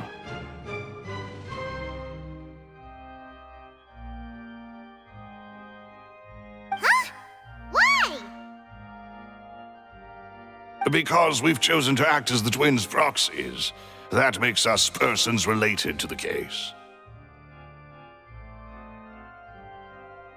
They're concerned that we might be colluding with outside parties, or that we might find outside help to disrupt the case. And even if that were not so, it could prove problematic if we happen to spread key information about the case ahead of time.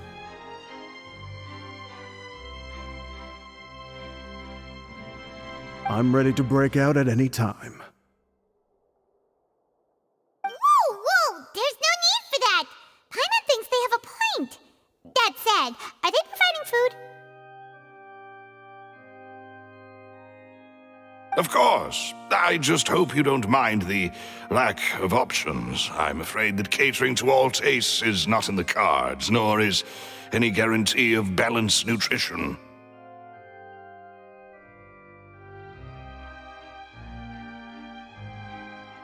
In that case, let's just sort out our findings together here.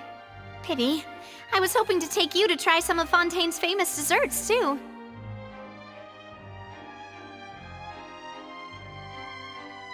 I mean, what better way to properly think through our findings than over some tea and sweets?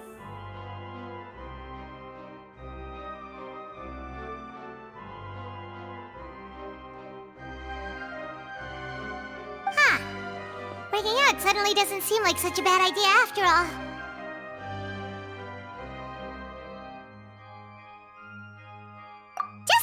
Just kidding! Paimon will still do her best, even if there are no snacks. What do you mean, no snacks? Of course we'll have snacks. If we cannot buy some, then we'll simply make some. Huh? Here? But how? Understood, Demoiselle. Everyone, please come with me.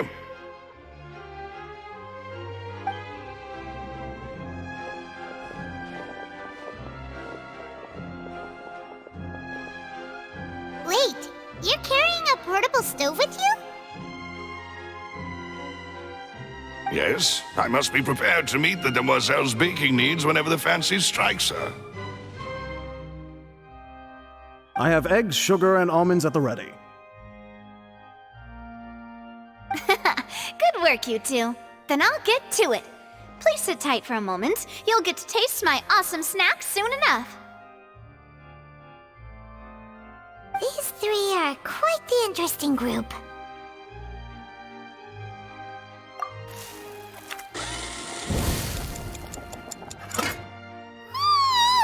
And Paimon thought it smelled good while it was still in the oven! Oh, it's even better now. Paimon can't stop drooling. From the way you had these two guys carrying all that stuff around, Paimon thought you'd guess. But you ended up doing the entire thing by yourself! Beating the egg whites, grinding almonds, everything! I was applauding. And I was giving encouraging smiles. Paimon was just thinking, aren't you worried about getting your fancy dress dirty beating egg whites and baking like this?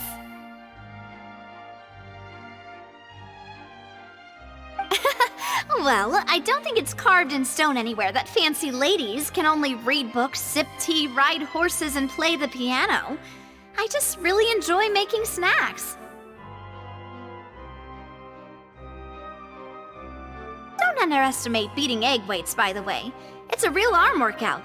You also need to beat them to just the right consistency, or your macarons will crack.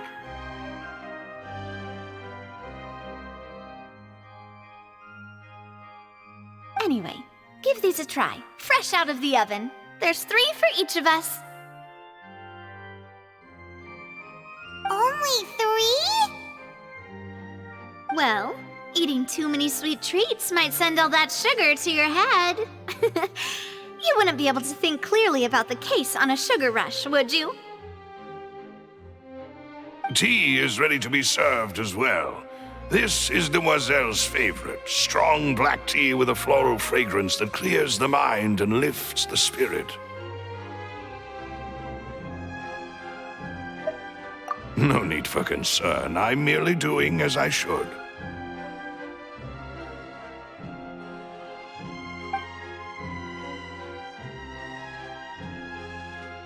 All right then. Down to business. As Paimon mentioned previously, the tunnel seems to be something of a secret chamber. However, we can assume that Linny and Lynette were not alone within it. Some criminal also occupied its sealed confines.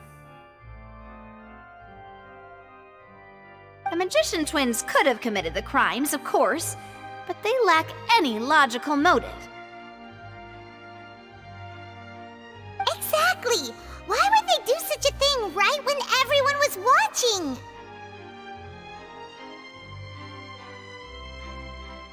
The flower vase and the thud we heard during the performance could indicate some altercation between Halsey and the criminal in the tunnel.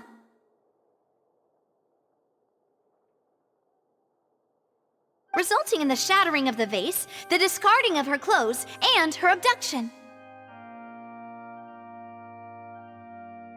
Perhaps the criminal thought that since she was chosen from the crowd, she would be too easy to identify if she was still wearing the same clothes.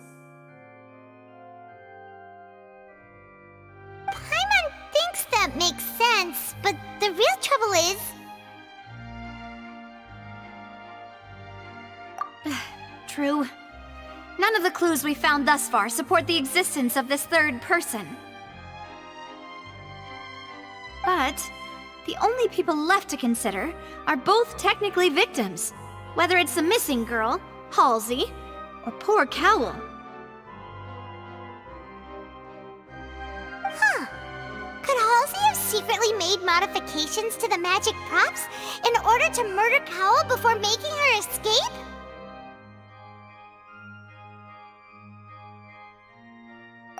That's right.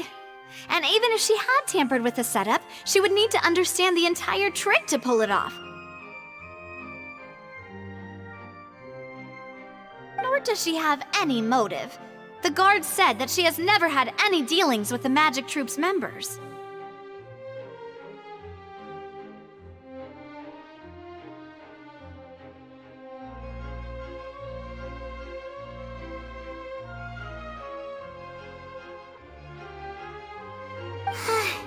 Were we not thorough enough in our search? From the sound of things, this is turning into an impossible case.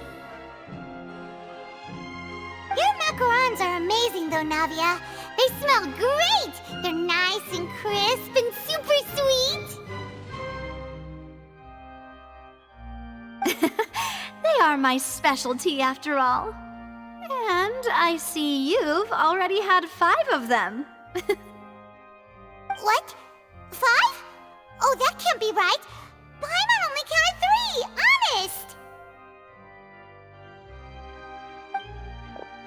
Please don't worry about it. At my age, a few less sweets might actually be a good thing. No. Being greedy is one thing, but Paimon knows how to count. Besides, Paimon knows that if she ate too many, then others wouldn't have enough.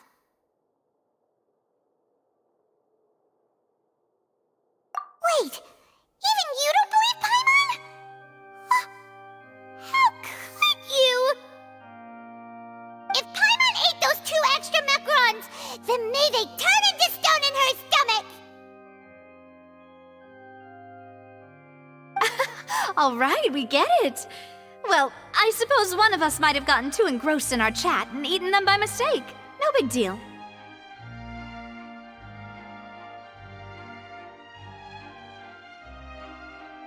Maloose, set up the stove again, if you would. Huh? What are you doing? Making sure everyone gets 3 macarons, of course. Exactly. We don't want to trouble you. As you wish, demoiselle. And I have the egg, sugar, and almonds. Well, this really is your hobby, huh?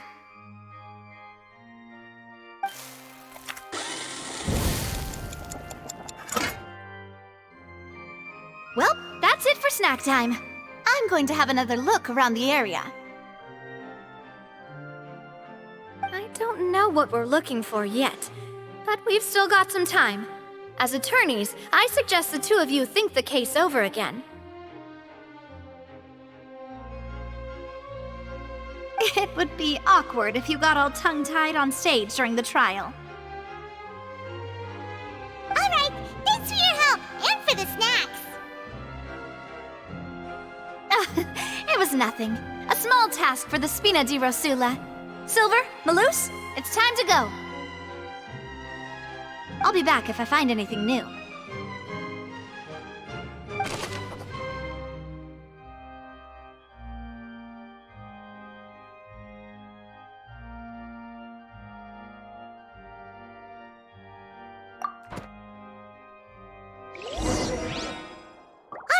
It's time to put our heads together. We've got to get our defense ready for the trial. Oh, it's probably gonna be a long and difficult case. There's no point in worrying about that now. We just need to prepare. Here, take Paimon's notes. They should help you review the situation.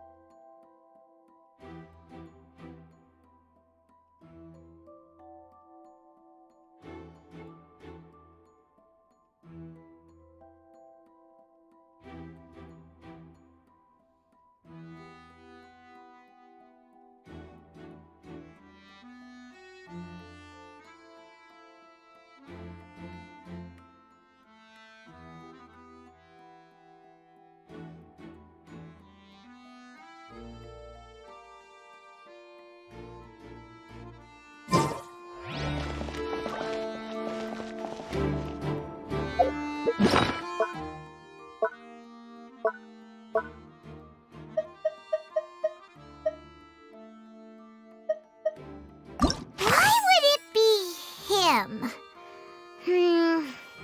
How strange.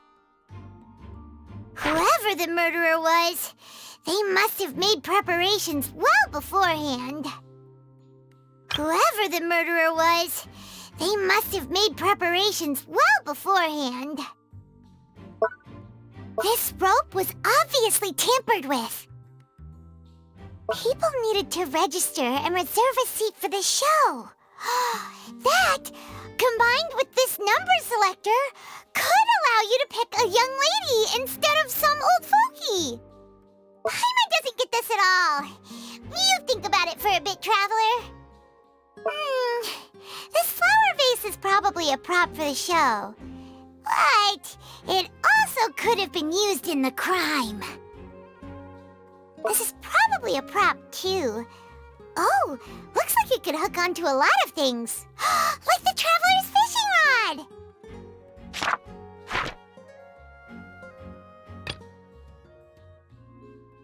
Gosh, no wonder the serial disappearances never got solved. We all heard that noise, didn't we? The performance would not have been visible from where the doors were guarded.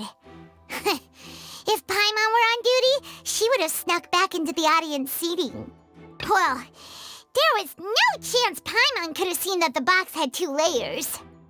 And that's why only the 2 of them can perform this trick. There was no third person. And Paimon didn't eat more than 3 macarons either. Digging a tunnel just for a magic trick? Whew, that must have been a lot of work. That size wouldn't have been a problem for Paimon.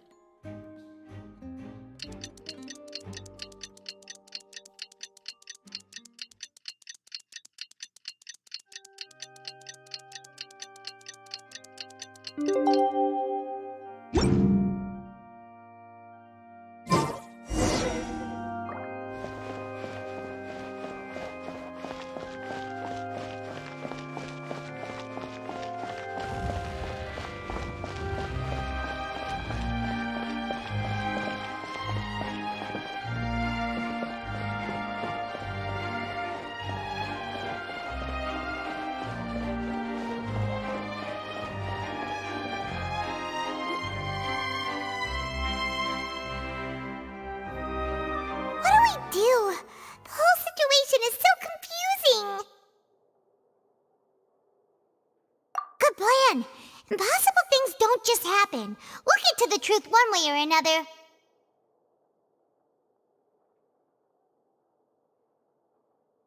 Just relax. Even if everyone else suspects Lenny and Lynette, at least we will be supporting them from the stands. Besides, I doubt Farina understands any more about what happened than we do. Thanks, Navia. Well, we'll be going then. Best of luck to you.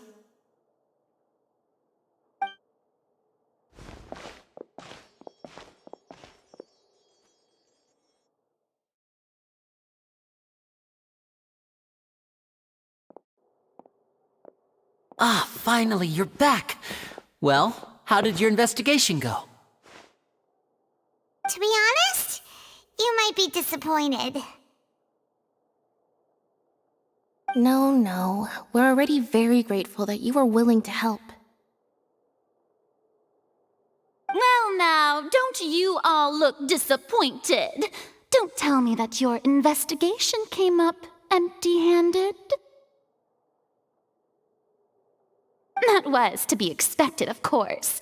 The guilty can never produce proof of their innocence.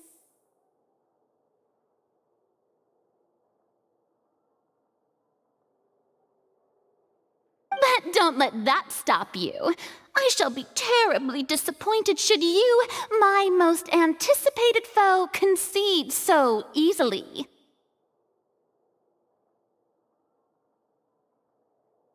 Since both parties are present, I declare that the trial regarding the magic show incident is now in session.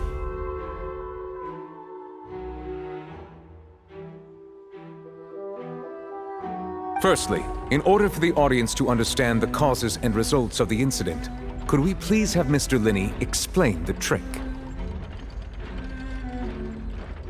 Yes, of course. I will explain while Lynette demonstrates on stage. All the necessary items have been prepared.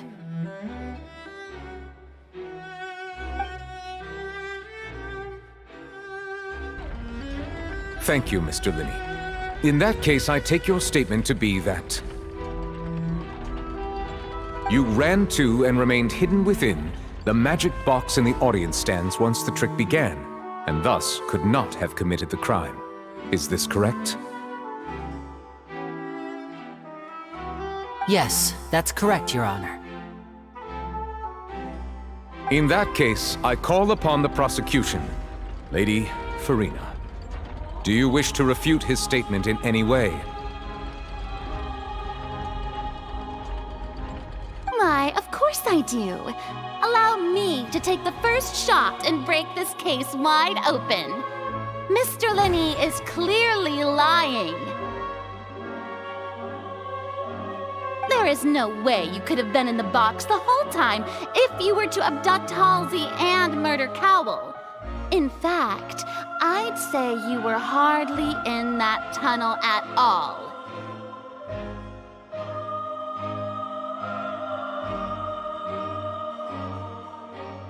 That is simply your hypothesis based on the presumption that I'm guilty. Oh, is that so? And if I may ask, what did you hear while you were inside your box? The roaring countdown of the crowd, of course. That's how I kept track of the time and built anticipation for the finale.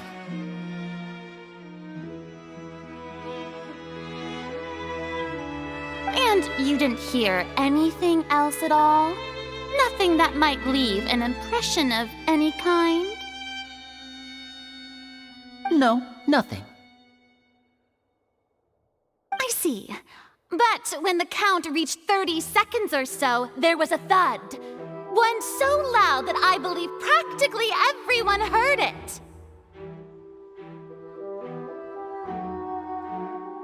Huh? Hey, hang on! Something's not right here.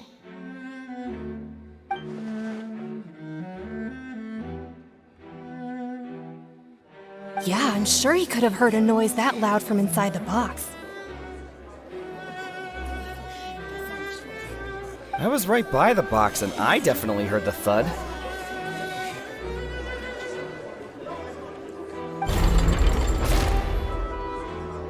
Look at those scales. Could those mean... Well then, ladies and gentlemen, allow me to use the words of the magician himself. You never know what can happen in the blink of an eye. Indeed, it seems his alibi can also collapse in the blink of an eye.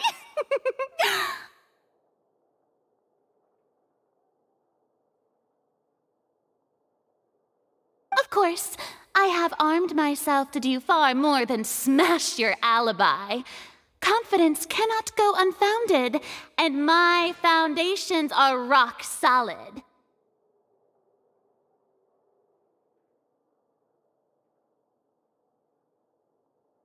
Tell me, aren't you and Lynette actually from the House of the Hearth? The House of the Hearth?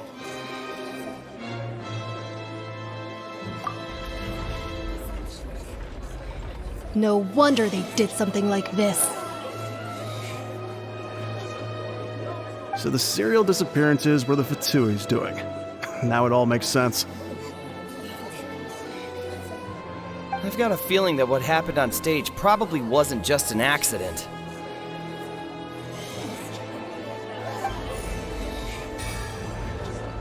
That's irrelevant. Our identities have nothing to do with what happened. Indeed.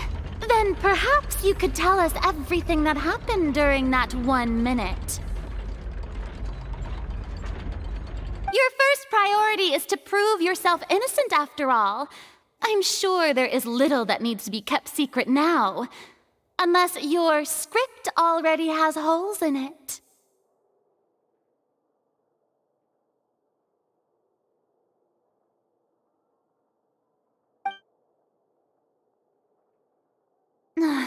The Outlander is speechless. My, oh my, don't they look flabbergasted? Now comes the infighting and discord, I suppose. This was almost too easy.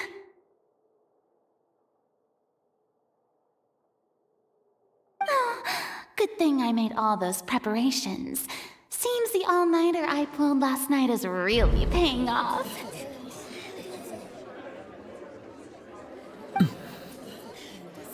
Hey, Linny! Why didn't you tell us this before?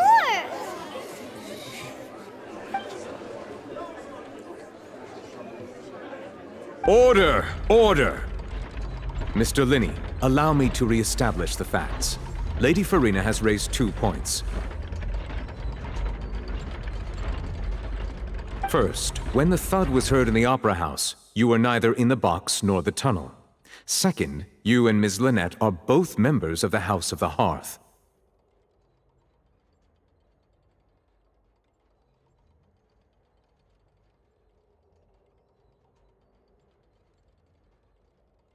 Are these claims true?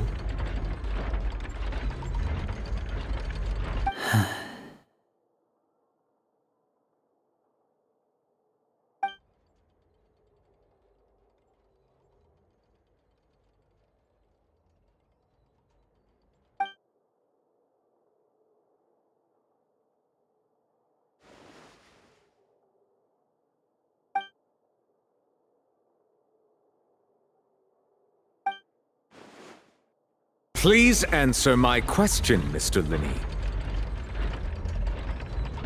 I'm sorry. Yes, they're true, Your Honor.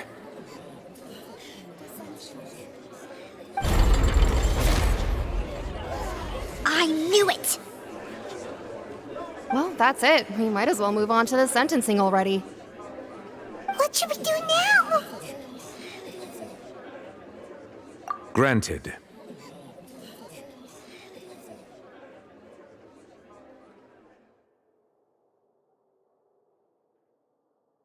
In that case, what is your request?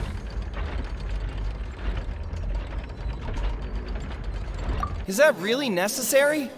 They're already as good as guilty. The defendant deceived their own attorneys. What is there left to discuss? Order! Order, I say! Your request is reasonable, and we shall adjourn. This trial will reconvene in 1 hour.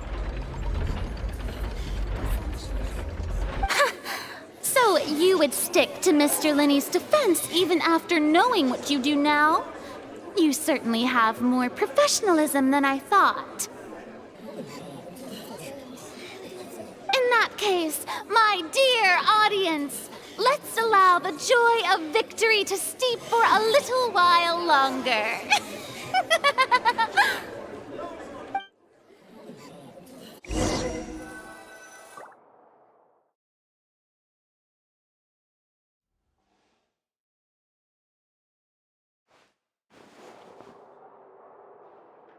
Well, this is awkward. I didn't think the Hydro Archon would dig all that up.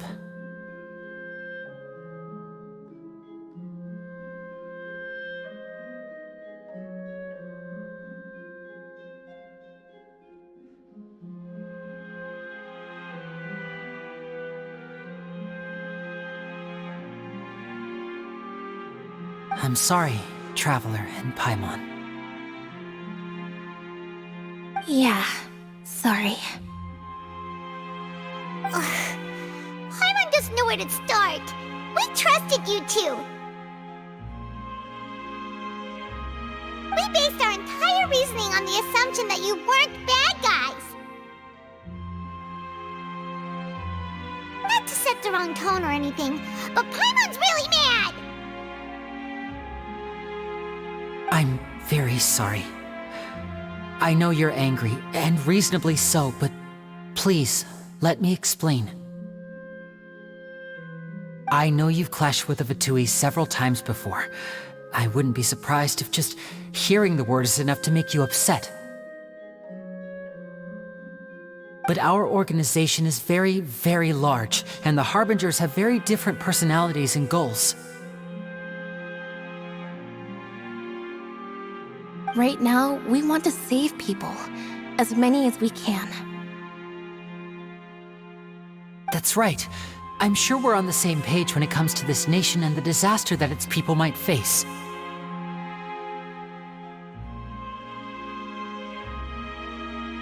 I knew if it weren't for our respective identities, we could become good friends. That's why I didn't wish to flat out lie to you, but chose to hide some details instead. The truth is very important, but being completely transparent about everything would see us spending more effort than we need to.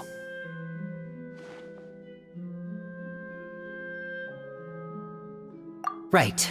So, you be the judge. Heck, if I were you, I fear that I'd even struggle to trust me at this point. You met a Fatus who works as a magician, a trickster by trade. All by coincidence, too. But still, I'm asking you to trust me. I am no criminal. At least, not in this case. Sorry. Please forgive us.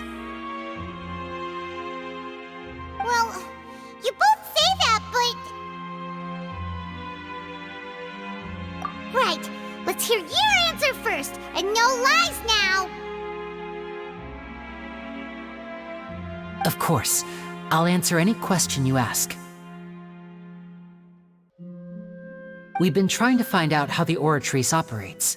We want to know why it has a consciousness. Why can it deliver sentences accurately?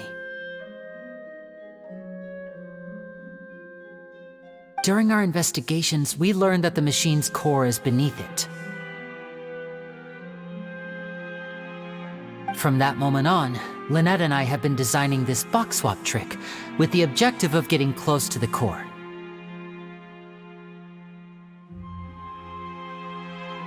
Is that why you needed a whole minute? That's right. In truth, the audience would take about 75 seconds to count down from 60, while I would only need 15 to get to the opposite box.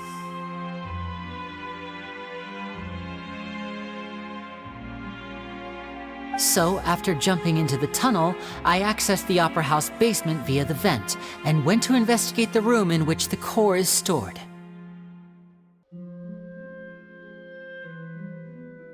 That air vent was created during the construction of the tunnel specifically to execute this step. Well, nothing. As soon as I reached that room and was about to investigate, I heard someone's voice. Which should have been impossible, of course. I was quite certain that I was the only one in the room.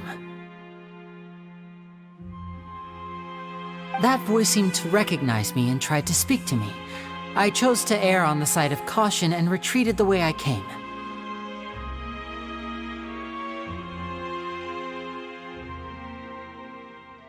On the way back, I saw the broken vase and the clothes on the ground, but the countdown was almost finished, so there wasn't time to give it any thought.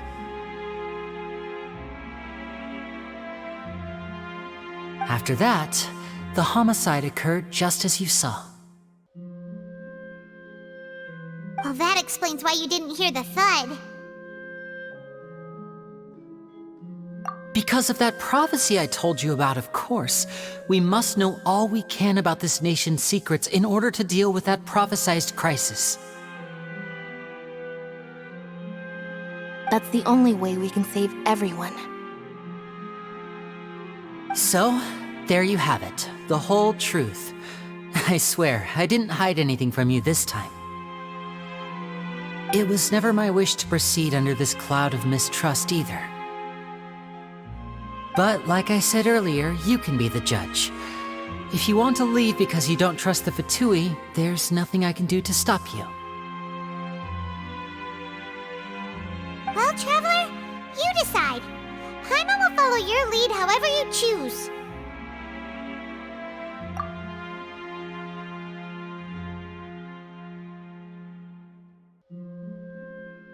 Okay, thank you.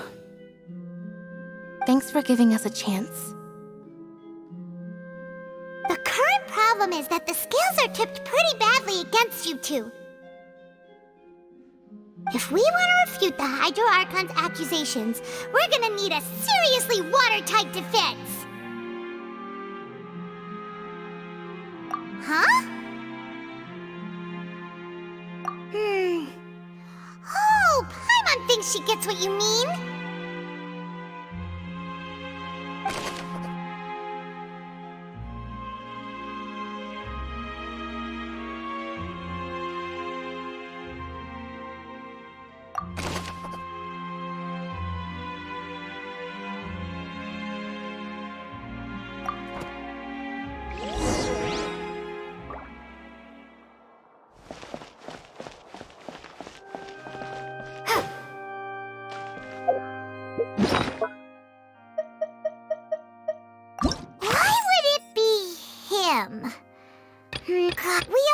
And there was digging.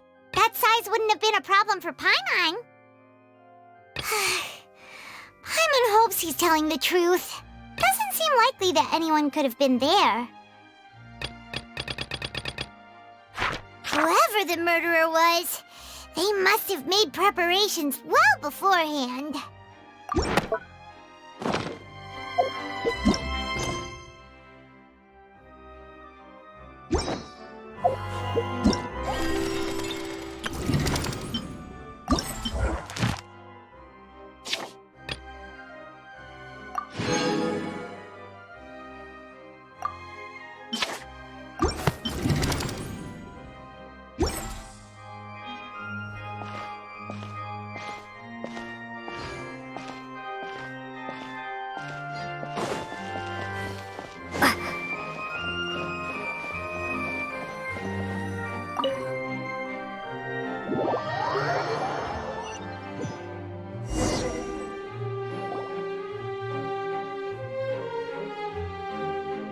Both parties have returned to their positions. Let us continue the trial. When last we left off, Mr. Linney acknowledged the new evidence presented by Lady Farina as fact. Therefore, Lady Farina may continue stating her reconstruction of the events. That took long enough. Now then, if everyone would lend me their attention. At this stage, let's revisit that scene from Linney's perspective.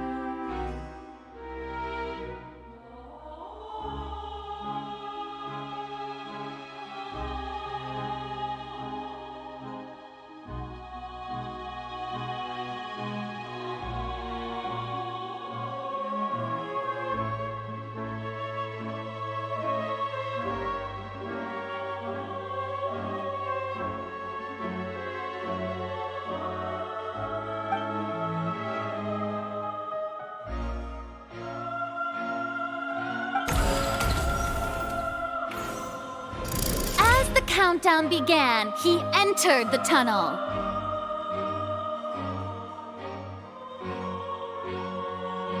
When the flatbed trolley passed, he opened the box and got into an altercation with Halsey, which caused the loud thud. He did not realize that this sound could be heard by everyone in the opera house, which is why he claimed earlier that he could not hear the sound. Finally, he used the vase to knock her out, before making her change clothes to prevent others from recognizing her.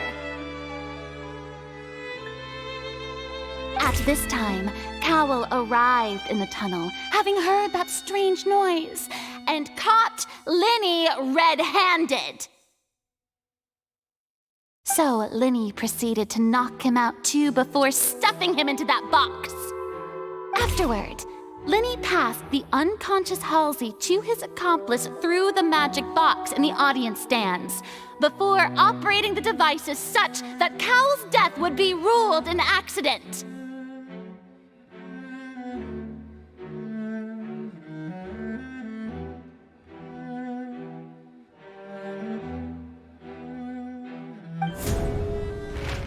And there you have it. That's the truth behind what happened.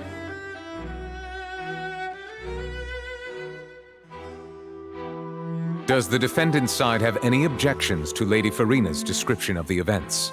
The key to refuting Lady Farina is the order of events. What Linny experienced and what he saw.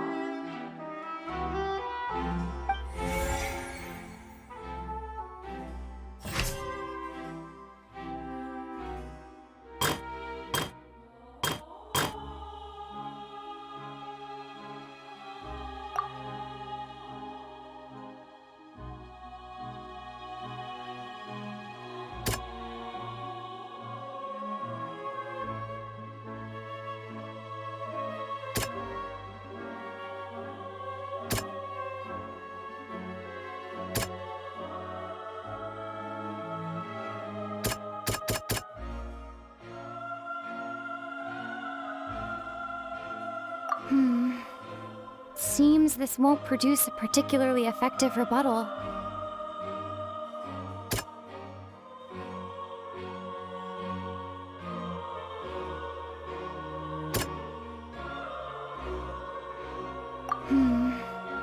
Seems this won't produce a particularly effective rebuttal.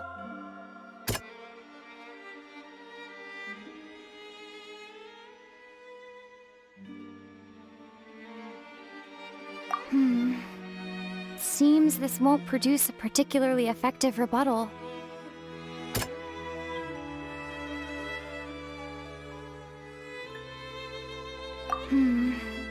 Seems this won't produce a particularly effective rebuttal.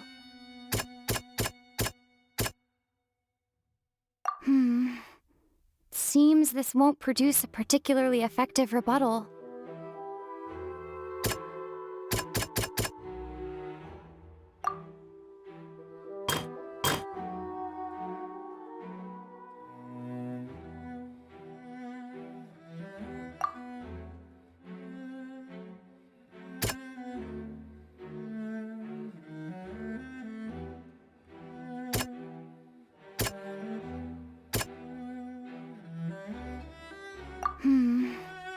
Seems this won't...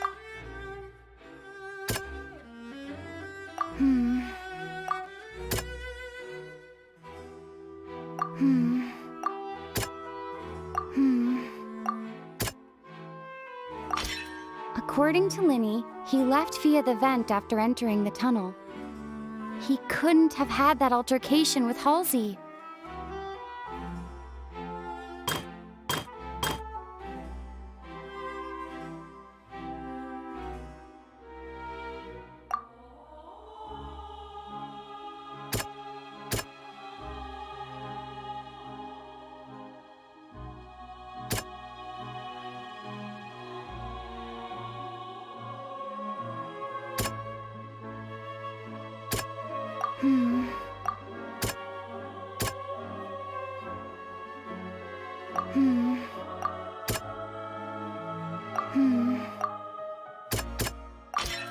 Linny went to the room that contains the Oratrice's core.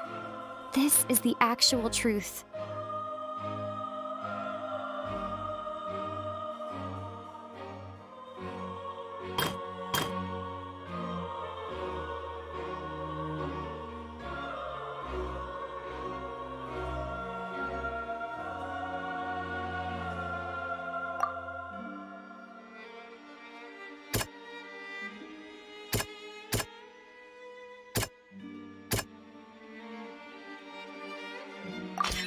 Linny did not take part in the underground altercation.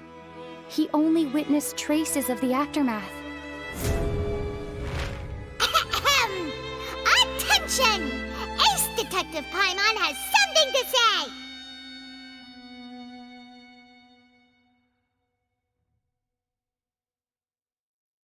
When the countdown started, Linny did indeed go into the tunnel. But he immediately used a vent to access the Opera House basement, which is where the underground core of the Oratrice is stored.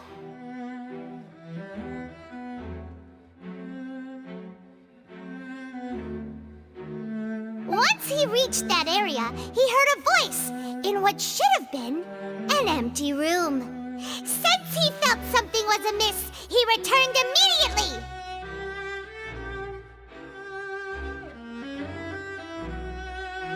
The crime scene had already developed by the time he reached the tunnel again, and in order to complete the magic trick, he did not remain there for any length of time.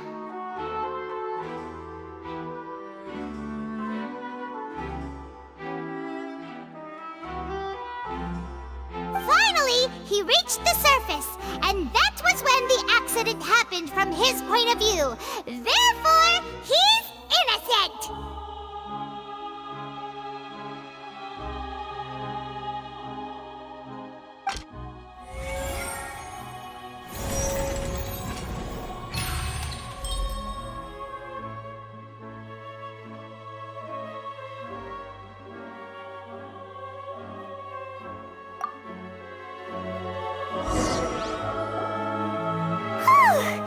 Paimon did it!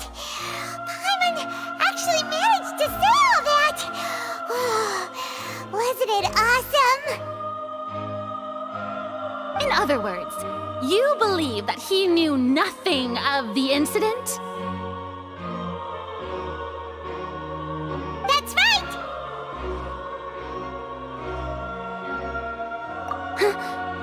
My reasoning?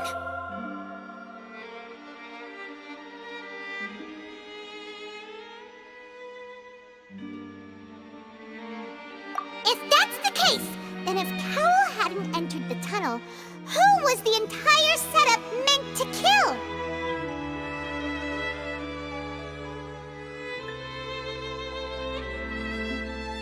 Assuming that what you say is true, Linny only needed to kidnap the young girl to cause a new disappearance case. What would the point of killing someone on stage be?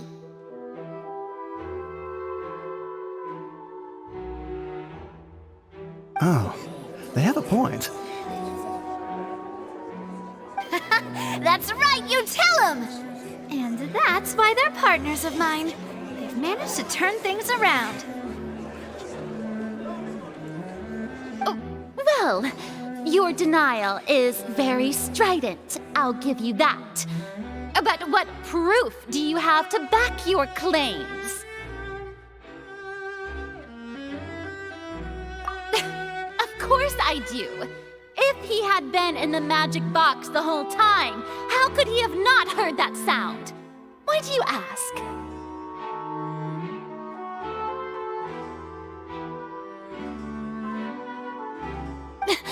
You're saying that he wasn't?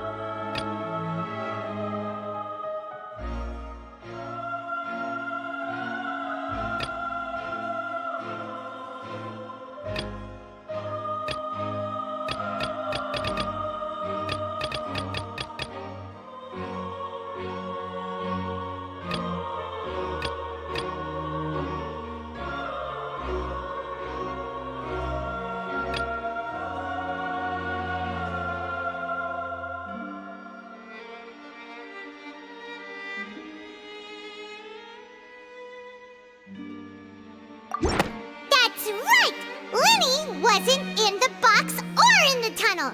That's why he didn't hear anything strange during the performance. This means that when the crime happened, Linny had already entered the basement via the vent. The same clue you used to disprove his alibi has now become the best proof! Ha ha! How do you like that?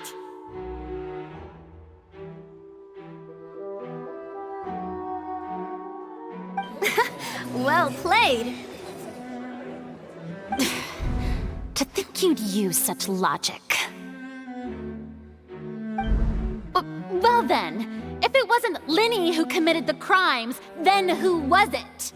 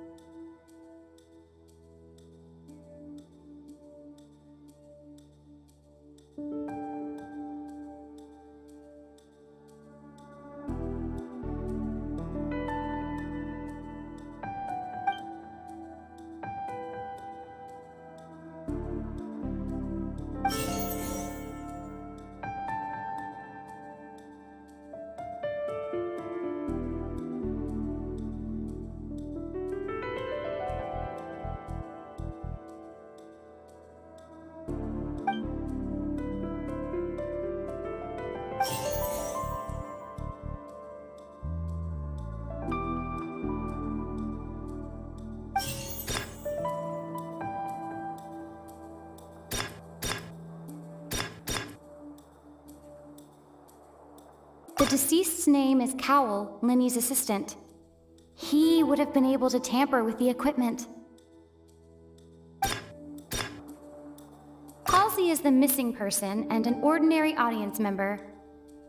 Or did she have her own scheme all along?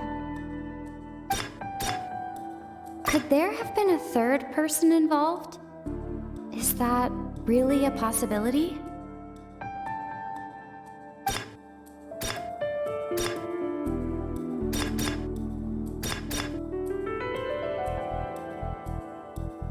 The deceased's name is Cowell, Linny's assistant. He would have been able to tamper with the equipment.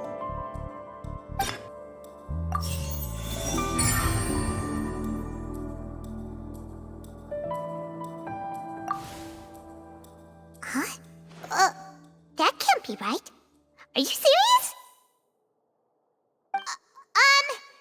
The killer was, in fact, Cowell, the deceased! Oh, is that so? How interesting! Let's hear your reasoning then. What I must do next is recreate the truth. What Cowell did, and how he went from would-be perpetrator to victim.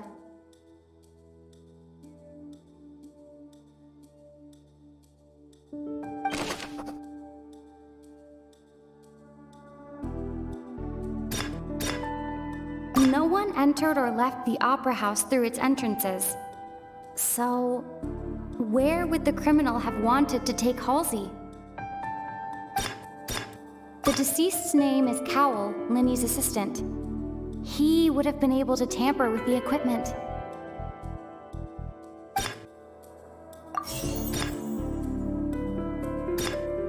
Halsey's clothing was in the tunnel. So, there must have been some fear that she would attract attention.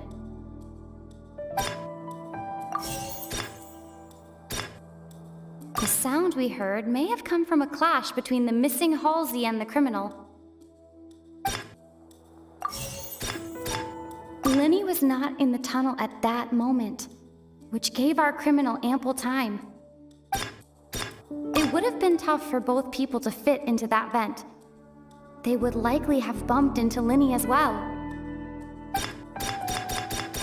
No one entered or left the opera house through its entrances. So, where would the criminal have wanted to take Halsey?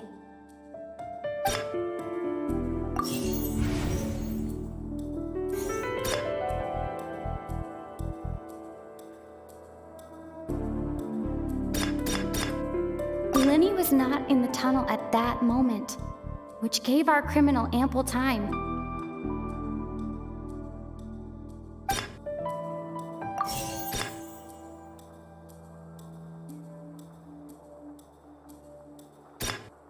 It would have been tough for both people to fit into that vent. The sound we heard may have come from a clash between the missing Halsey and the criminal.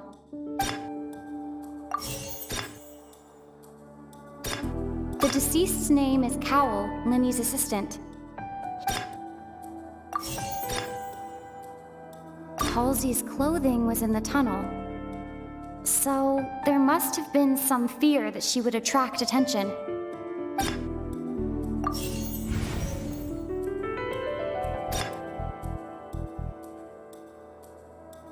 It would have been tough for both people to fit into that vent. They would likely have bumped into Lenny as well.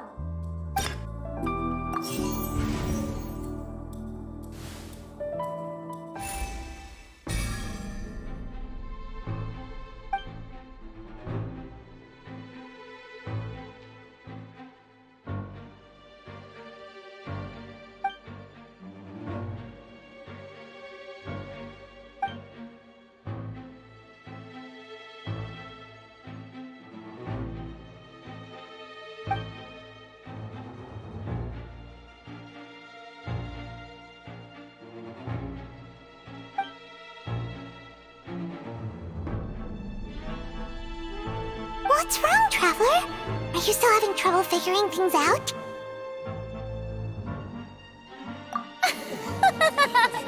I see how it is. So this was all just a bluff. And here I thought you had something to show for it. But it seems you're still far from the truth. Look, since we're at a dead end, why not consider a different track? Just like the trick as it transpired, the end result must have been utterly different from the magician's initial design.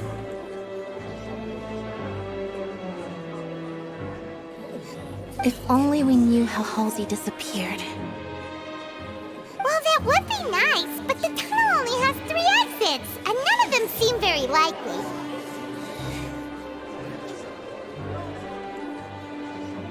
And it's not like this is a magic trick where you can just make a real live person disappear.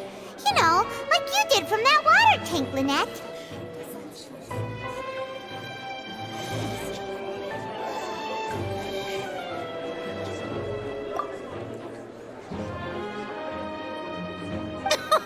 Excuse my interruption, dear opponents, but do you not see that the crowd is growing impatient?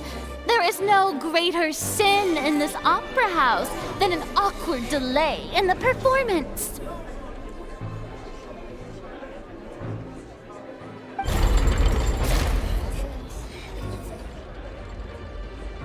If the defense is unable to make further effective arguments, we will move on to the next stage of the trial.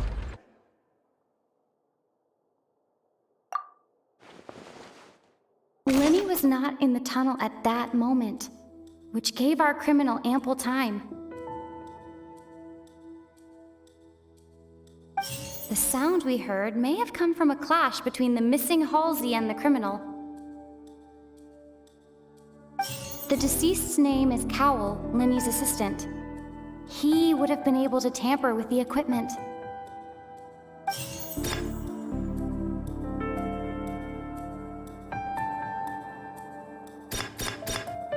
The vase was not broken by chance.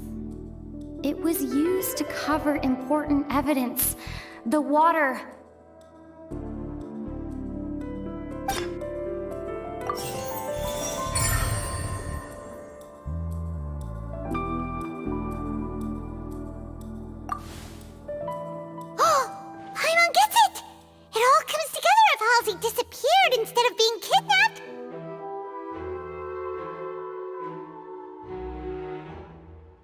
Lynette escaped from the water tank, vanishing gradually and leaving only clothes behind.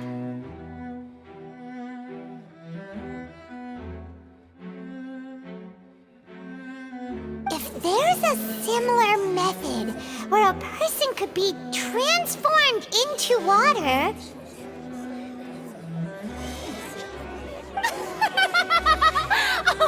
Just a moment, please. I do hope you know how preposterous you sound at the moment. How could a person ever be transformed into water? This is reality we're talking about here, not some magic trick.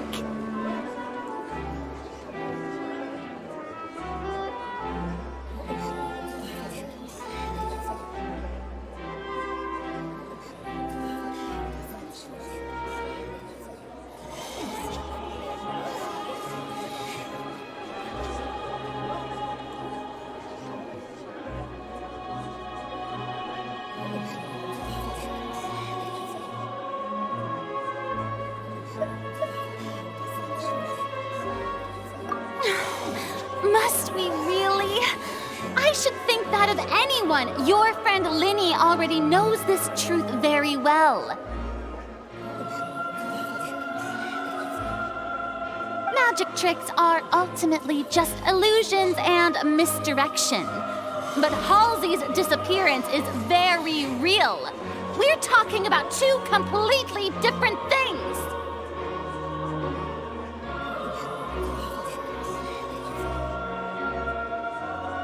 Even so, I trust the Traveler's judgment. The truth must be out there somewhere. Perhaps some new line of reasoning may open if we try to gather all the focal points that don't make sense.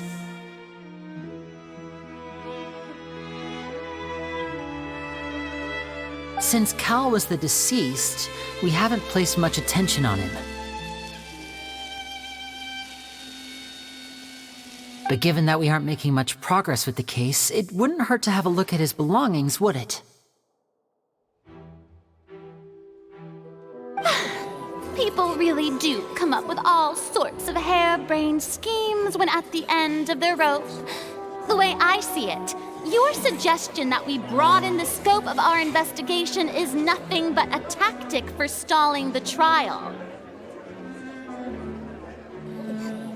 Nevertheless, I believe that this is a reasonable request on the part of an attorney. Since the trial does indeed appear to be at an impasse, I believe that additional evidence may help us make more progress.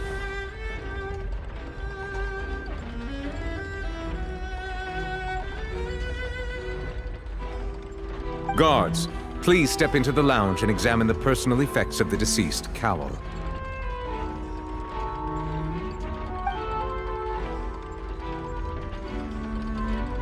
We are still examining the items, but we have already made critical progress that we feel must be shared with everyone post-haste.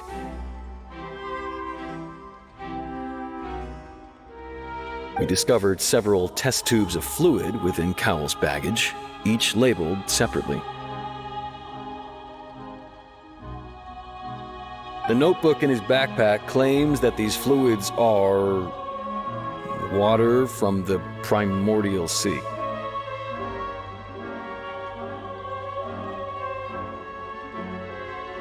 The primordial sea.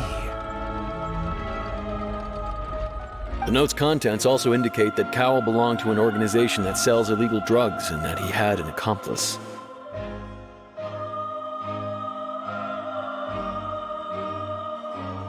The notebook has many entries concerning safe usage of these fluids, in which the keyword dissolve appears many times.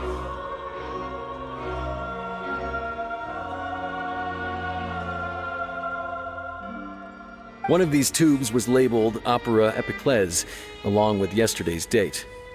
It is empty.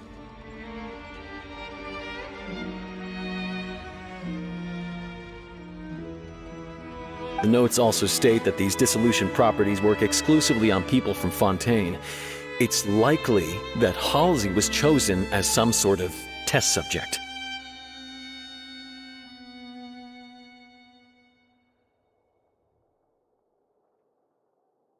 As such, we believe that the defense's hypothesis is, in fact, supported by sufficient evidence. You've got to be kidding! People dissolving into water? Could something so ridiculous actually be true? Wait a moment. This reminds me of a certain prophecy, but it's just a coincidence, isn't it? Huh. If people can become water, does that mean that the water tank's real use was as a means to hide water stains? And if Cowl was targeting that girl...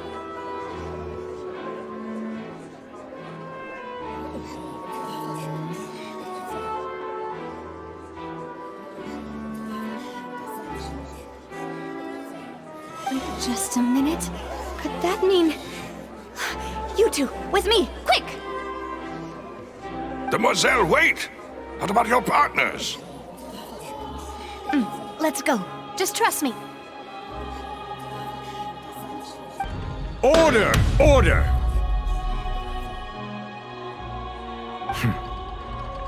It is undeniable that further examination of the deceased's personal effects has yielded some surprising results, but we cannot yet verify the veracity of these clues. Still, let us assume that these clues are indeed authentic, albeit with the understanding that Ms. Halsey has yet to be found.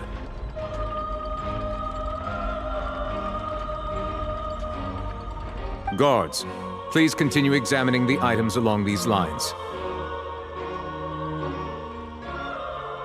Mr. Linney, it appears your hypothesis is supported by the evidence, so please continue speaking. Of course. Thank you, Your Honor. If we uphold this hypothesis, I believe that many of this case's seemingly unrelated clues can be connected together.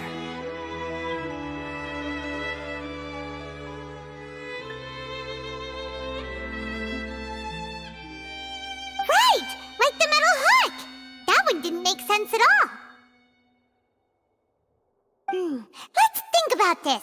Cowell's methods must have something to do with that water from the primordial sea.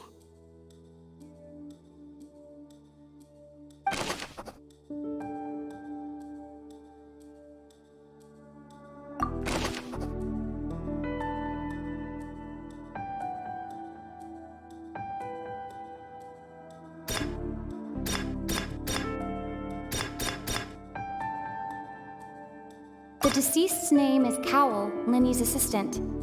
He would have been able to tamper with the equipment.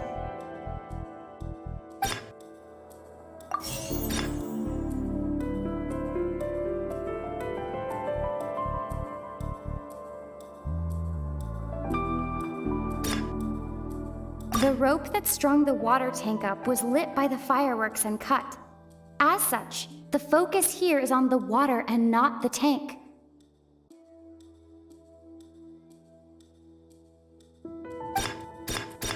Now it seems like the hook rope was not meant for another magic trick, but was instead some form of triggering mechanism.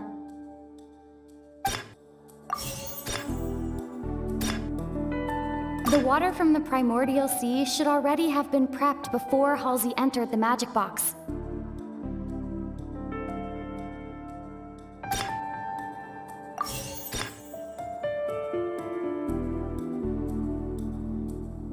Lynette was in the magic box on stage the entire time.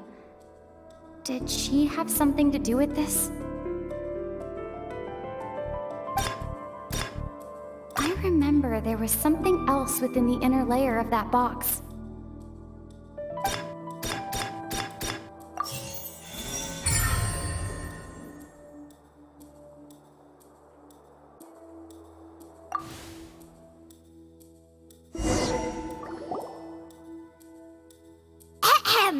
It's Ace Detective Paimon's time to shine again! In the original plan, Cowell would tamper with the water tank rope and the number selector securing his target.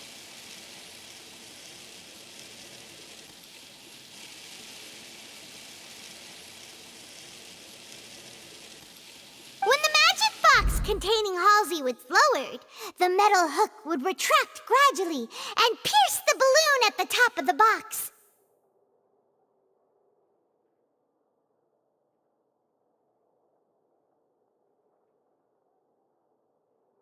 When the balloon attached to the box popped, the water from the primordial seed inside it would pour down and dissolve Halsey. Afterward, Cowl would enter the tunnel and break the flower vase to conceal the water inside the tunnel, with the remaining evidence being covered up by the water tank on stage.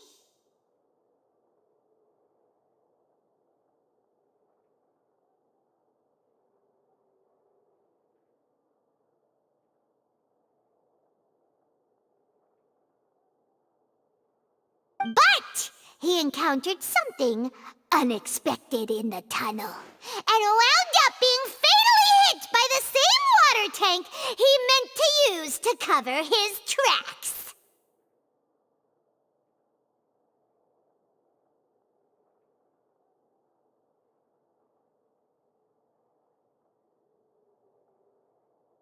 Huh. That does make sense. That actually links together a lot of the more confusing pieces of evidence.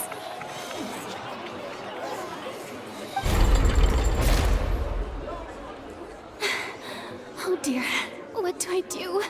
Even I think they sound convincing now. Have I falsely accused an innocent person? What a humiliation.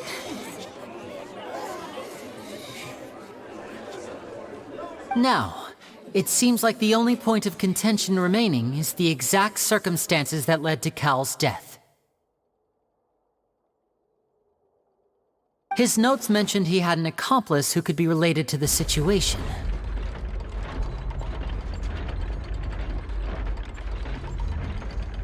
On that note, the guards have just contacted me indicating that they uncovered new evidence.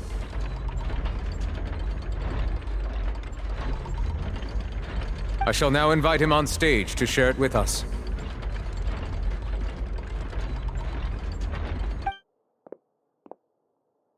Thank you, Your Honor. We were just inspecting the luggage of the other people involved in this case. And we found an identical sample of the water from the primordial sea among Linny's personal effects.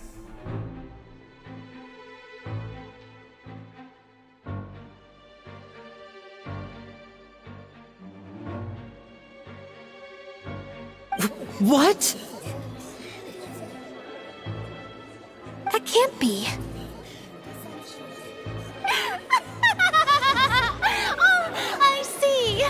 Well, how wonderfully comedic to have your own counterattack only to come back and wound you.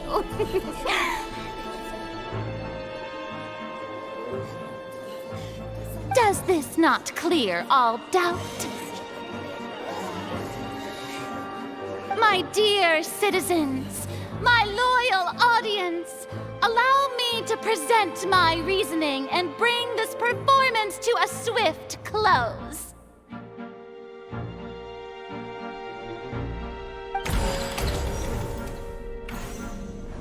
Linny did not need to take part in the dissolution of the young woman at all.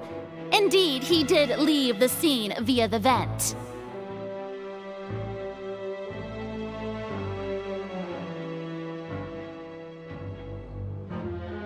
Having made modifications to the props beforehand, his accomplice Cowl then caused Halsey to vanish using the water from the primordial sea. But upon his return, in cruel avarice, Linny desired sole credit and prepared to do away with his partner in crime. Ultimately, he knocked Cowl out, and the tool meant to cover the crime up also became a murder weapon. Now, as much as I regret having come to such a viciously straightforward conclusion, it does seem that the famed Fatui is quite the cold-blooded and ruthless organization. Am I right, Mr. Linny?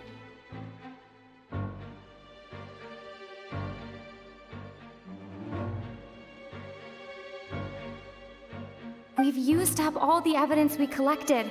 There's no way for us to make a rebuttal here. Is this the end of the road?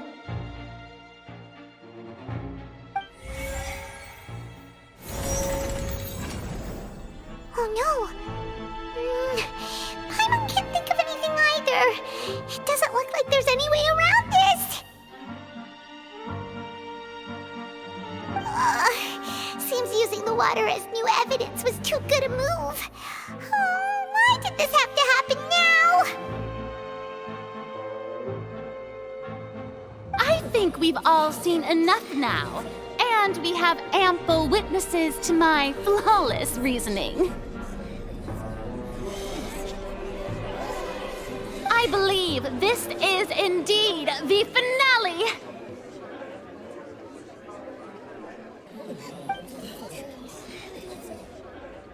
Now then, my good, noble Chief Justice, should we not, in your view, move...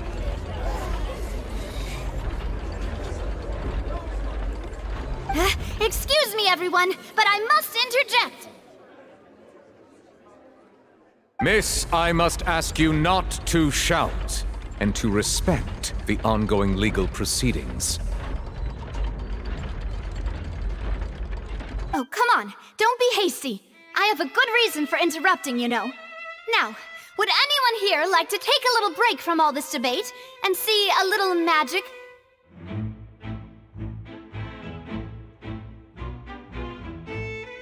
I'll show you an amazing trick.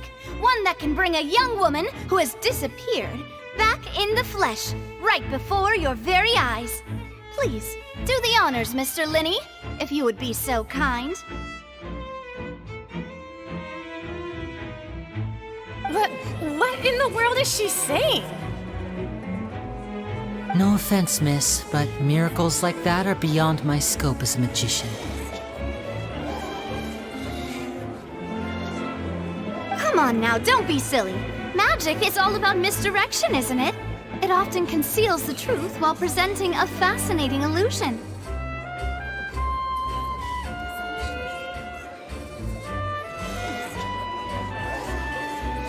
But once everyone believes the illusion, can't magic reveal the truth to them once again? And wouldn't such a trick be the most marvelous finale to today's performance?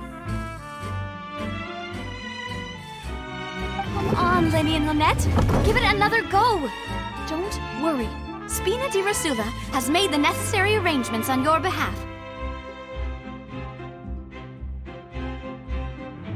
But, as the magic makers and stars of the show, I think I should leave the final performance to you.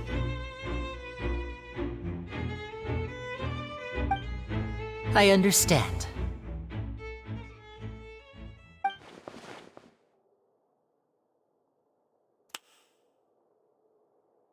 And voila!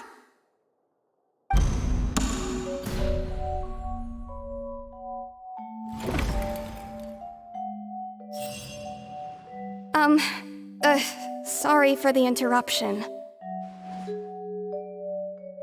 Wait, isn't that Halsey? So the whole thing about people dissolving wasn't true after all? To be clear, I'm only here because this person told me that if I testified, the merit of doing so would lessen my sentence.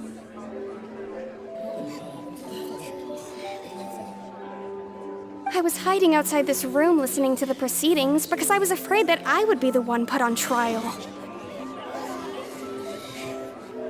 I was just feeling happy that no one had noticed me, and then before I knew it, she caught me. That'll teach you to underestimate us three. Where should I begin? I'm sorry. I'm the one who killed Cowell. I admit it. What? Why? Firstly, my name isn't Halsey. It's Lillian, and I'm originally from Mondstadt. I heard that Linny's show was gonna be a real thriller, but I missed the chance to buy a ticket, so I stole one.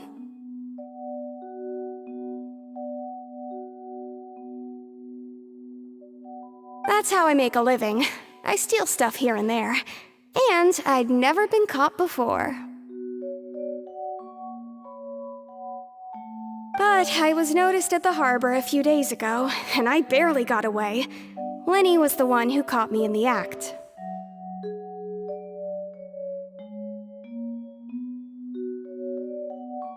Hey, no wonder you look familiar. So you were the thief! Liddy even mentioned that you were pretty skilled. Well, and I thought that would have been the end of it, but then the number selector chose me. He even mentioned the Fortress of Meripede. That's a prison, isn't it? So you can imagine how shocked I was. I thought he was onto me for sure.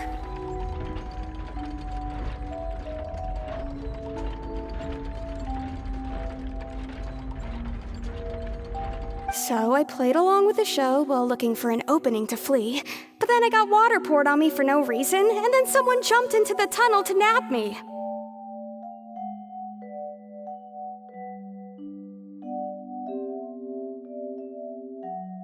I wasn't going to take that lying down, so I knocked him out and stuffed him into the box.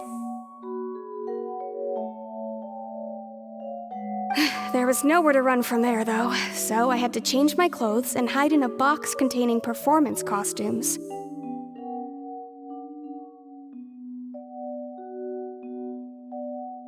I slipped out after the first guard arrived at the scene and continued hiding inside the opera house. Can a person even hide in there?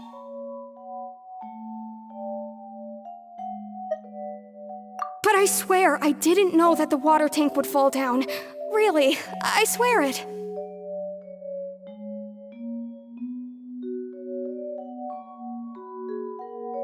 Had I known that, I wouldn't have put him in the magic box. I may be a thief, but I'm no killer. Well, that makes everything pretty clear now, doesn't it? This time, we need to tell the entire story from Lillian's perspective.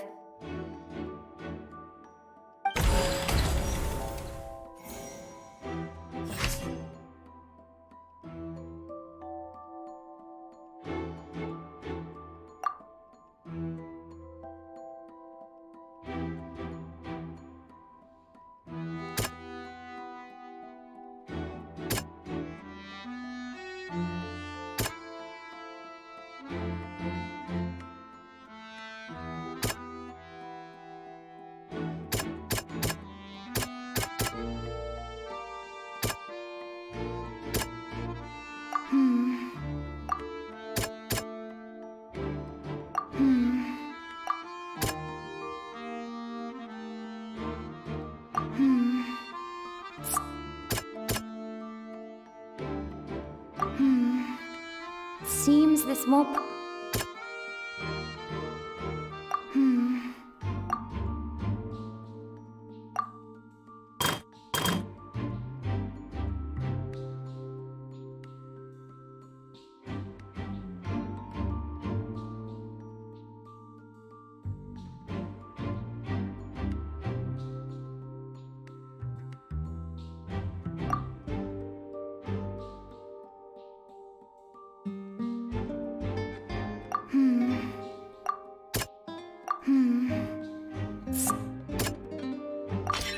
The strange sound wasn't from a fight.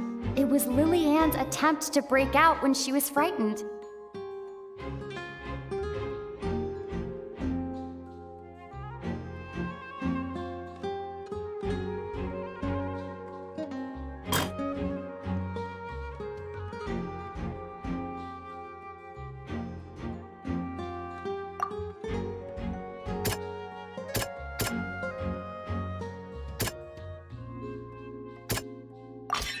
The flower vase was not broken to cover anything up, but was smashed during the struggle between Lillian and Cowell.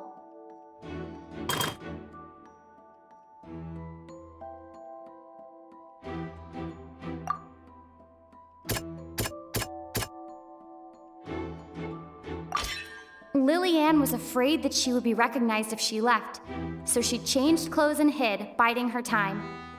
Just what one might expect of an experienced thief. And it's Ace Detective Paimon time!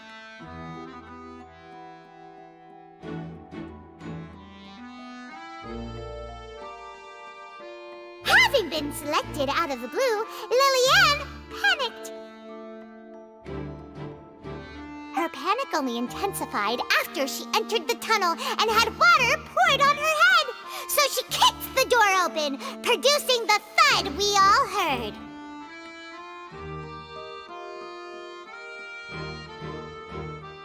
Hearing the commotion, Cowl leapt into the tunnel, only to discover that Lillian had not dissolved.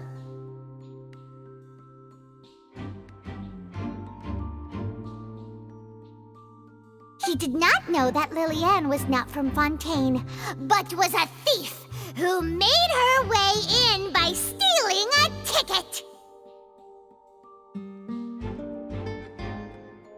Mistakenly believing that the water from the primordial sea needed time to take effect, he tried to force Lillian back into the box.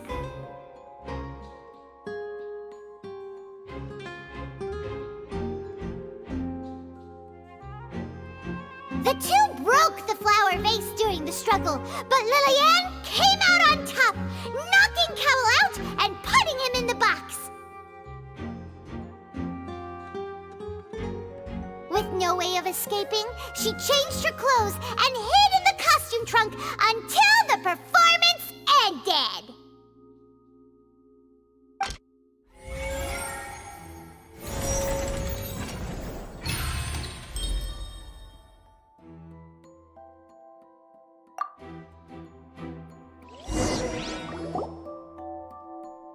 She knew that she would have to go through guard inspection if she tried to leave afterward.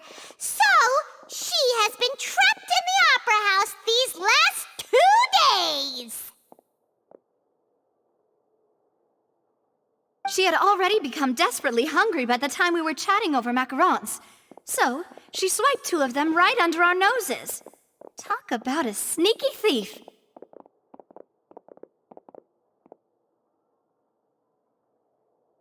At this point, all the events that happened in the tunnel have now come to light.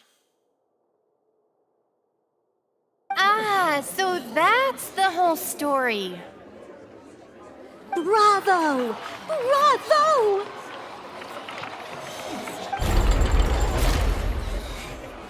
Now then, Lady Farina, do you wish to speak against the defense's statements?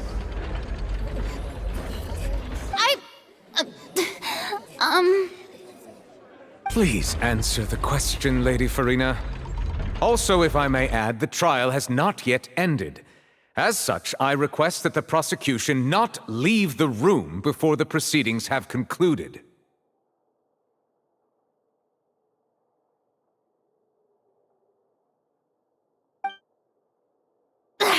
What? Are you reading my mind now?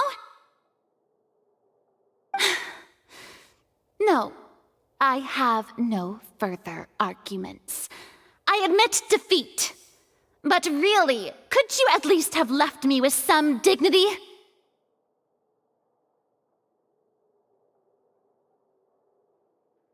Wow, look at that! She's like a deflated balloon now. If there are no objections, then as the Chief Justice of Fontaine, I shall once again repeat the full sequence of events. The actual perpetrator of the serial disappearances, Cowl, selected his next victim from the audience reservation list.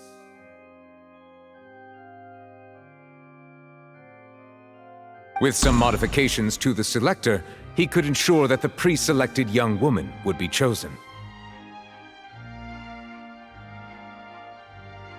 To cover up any evidence while committing the deed, Cowl thought of allowing the water tank to fall, which would conceal the water left behind after the young woman was dissolved.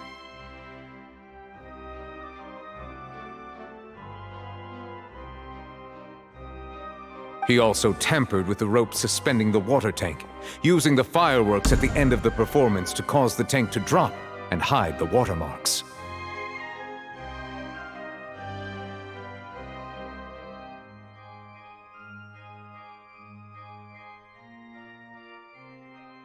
He poured the water from the primordial sea into a balloon during the preparation of the magic box and stuck it to the box's lid.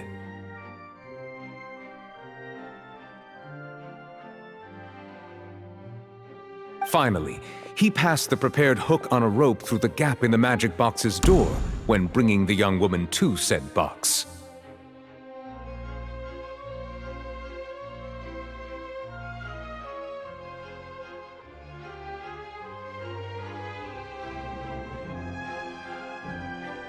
When the magic trick officially began, the box containing the woman was lowered into the tunnel, tightening the hook rope and bursting the balloon containing the water.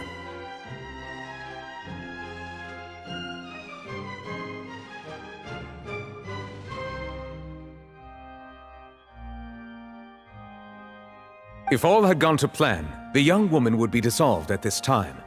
However, Lillian was not from Ffontaine, and thus fled the box with a loud noise.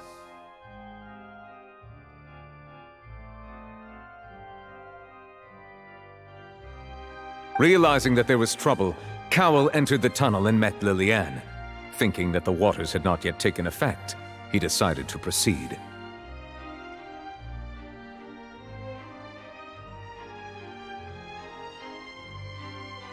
However, his opponent was more capable than he thought, and he was overcome, knocked unconscious, and placed into the magic box, and thus became his own final victim. Lillian, according to her own statements, then changed clothes and hid until the performance ended, before hiding in other parts of the opera house.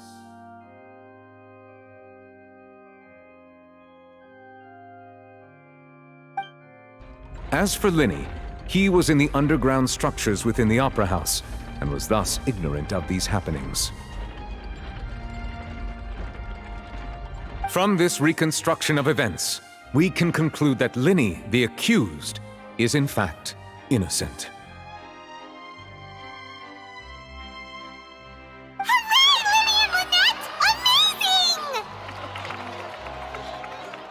While there is much in Linny and Lillian's conduct that should still be investigated separately,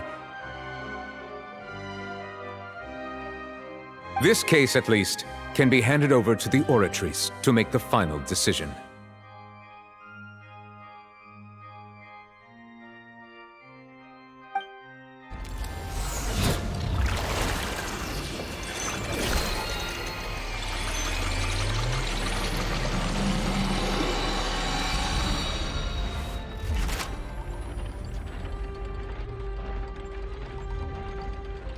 As such, Linny and Lynette are officially declared not guilty.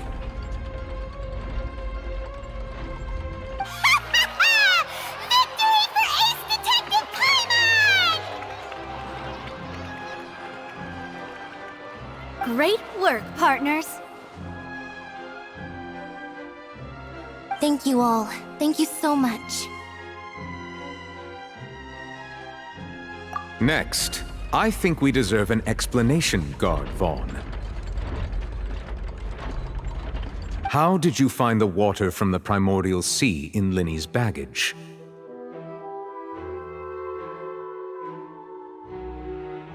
Right! Your discovery caused me to make a serious mistake, you know.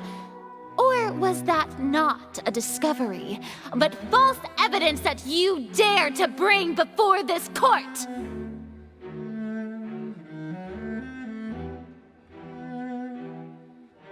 I suspect that the accomplice mentioned in Cowell's notes was not Linny, but you, yes?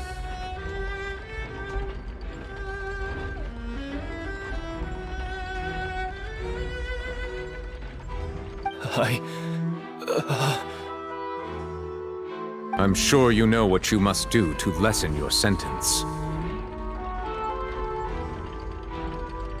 Speak quickly! Unless you want to earn yourself a one-way ticket to Coupon Town. I was just following orders. We were supposed to place blame for the serial disappearances onto Linny, and thus cause suspicion to fall on the Fatui. The higher-ups said this was the best opportunity to do so.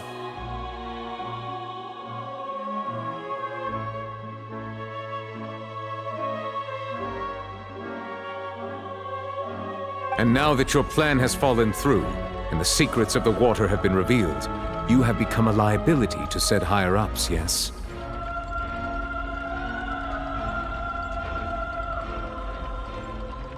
Therefore, you would be wise to tell everything you know and seek the protection of the guards.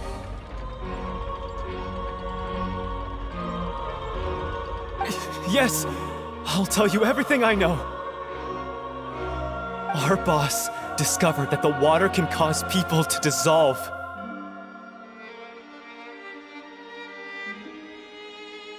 It can also be made into a potion, which when extremely diluted, can cause people to experience unforgettable exhilaration.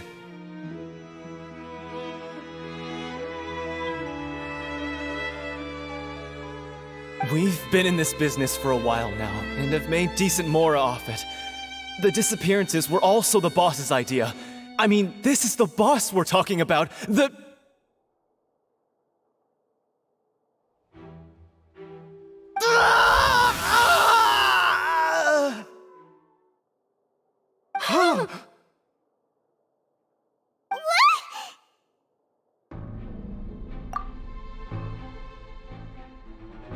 And now he can no longer talk. Such ruthlessness. I shouldn't have expected any less of them. An outrageous act. All present, please submit to inspection immediately.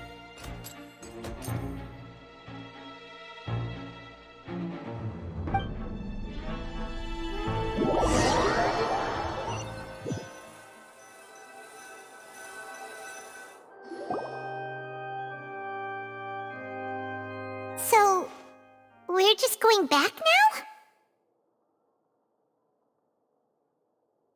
That's true, but... Traveler, Paimon! Please wait. Linny... I know you may not want to speak to me right now. Maybe you don't even want to look at me.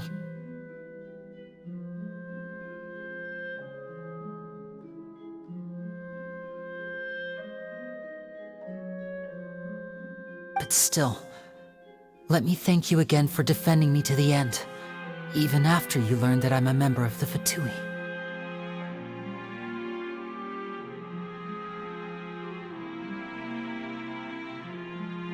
I guess. But regardless, I'd like the opportunity to set things straight. I didn't approach you with any ulterior motives or ill intent. I've spoken to you as myself, just plain Linny this entire time.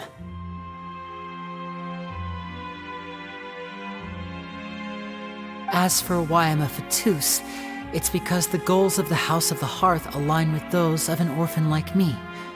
That's all.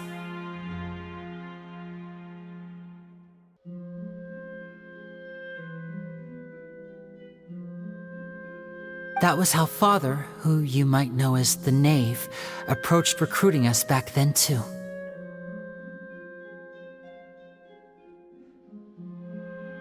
The Knave? The one who controls the House of the Hearth? She's your father?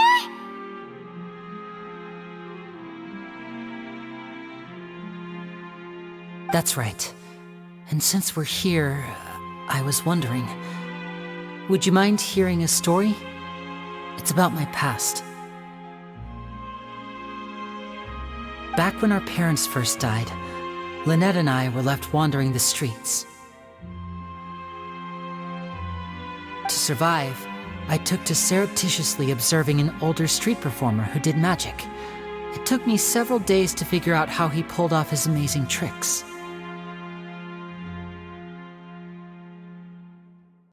I took my sister through several streets until we found a crowded corner, and we began to perform magic tricks there.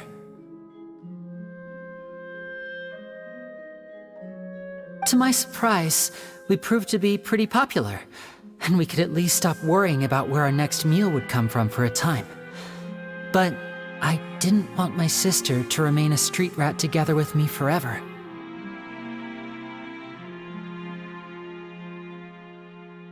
Before long, an aristocrat came to me and claimed that he wished to take us in after watching my performances.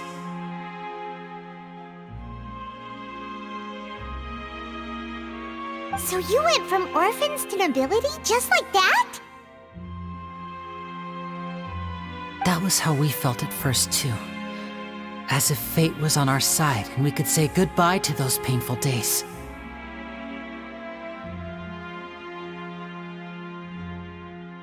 But I gradually discovered that while we were called foster children, he was really after my talent for magic tricks.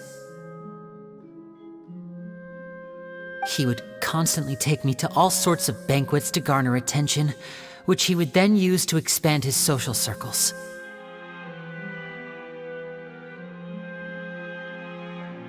That doesn't seem too bad either. Better than roaming the streets at any rate.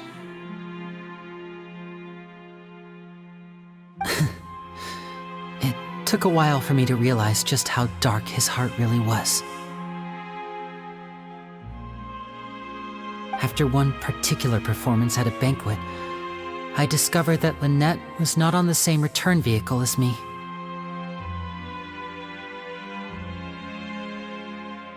I waited a long time after we returned home, but she did not come back.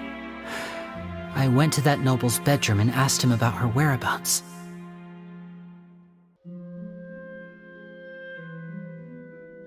The answer he gave me was, she caught the eye of the most eminent person at the banquet, so I sent her over as a gift. I mean, you'll be able to perform your magic regardless of who your assistant is, yes?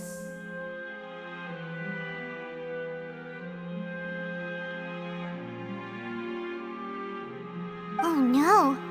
So he was gonna... But wouldn't Fontaine's laws deal with such people?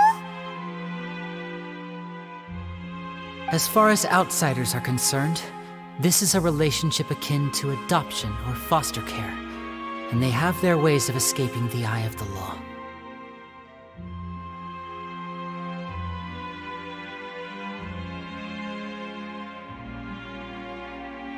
I managed to ferret out the location of the mansion of that so-called eminent person and hurried through the night.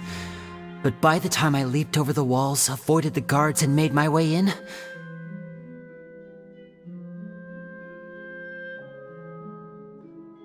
all I saw was the moonlit ground covered in blood, and the knave standing there in the darkness.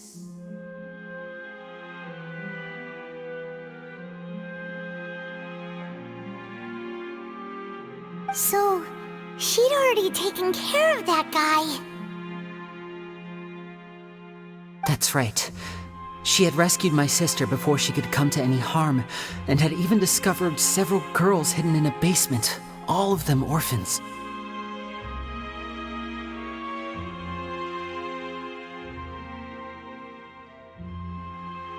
Father, the knave, might have seen something in me, and so she made me an offer.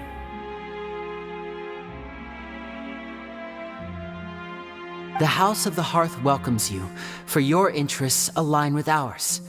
Here, none will ever betray you.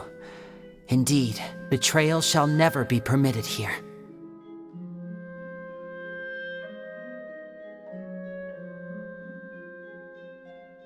I was hesitant to trust her. I had just been betrayed by nobles. But she was also quick to destroy the noble who had taken us in at first, giving us back our freedom.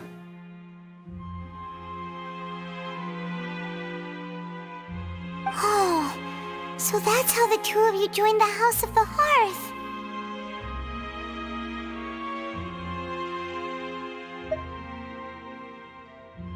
She had has her own plans.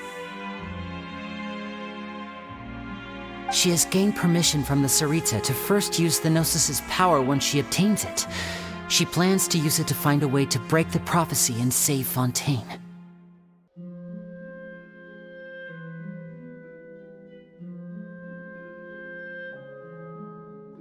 So, she believes in that prophecy too?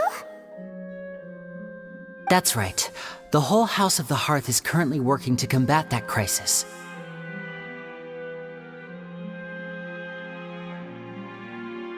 Today's case has also proven that people from Fontaine can indeed dissolve into some sort of water, thus further supporting the prophecy.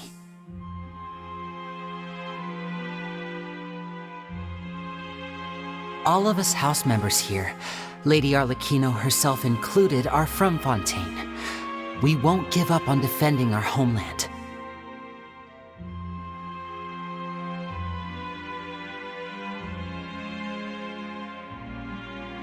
To us orphans, the only connection we have left to this world, apart from our family, is our homeland.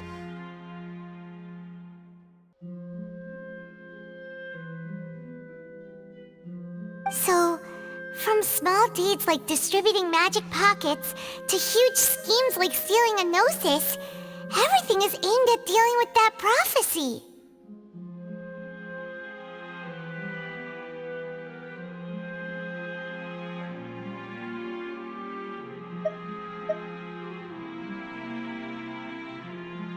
It's all right. I understand. The only thing I can do is relate all this to you. I just hope you can understand that even as a member of the House, I have never stopped making my own decisions, and that I believe what I'm doing is right.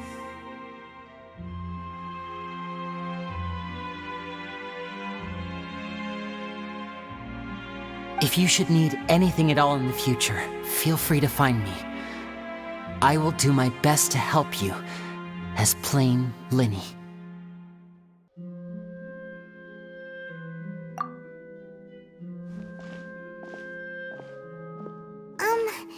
Bye, Linny!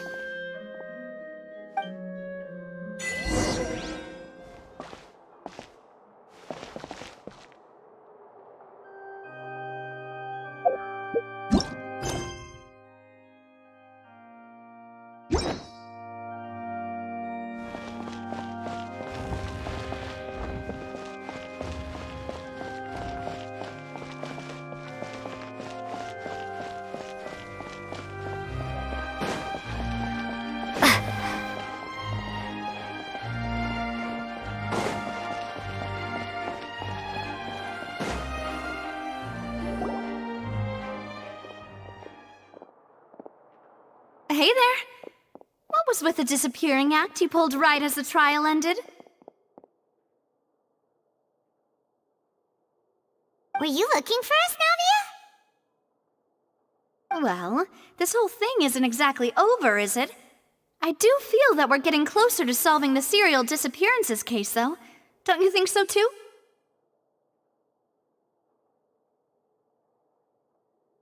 Huh? What's wrong, my dear partner?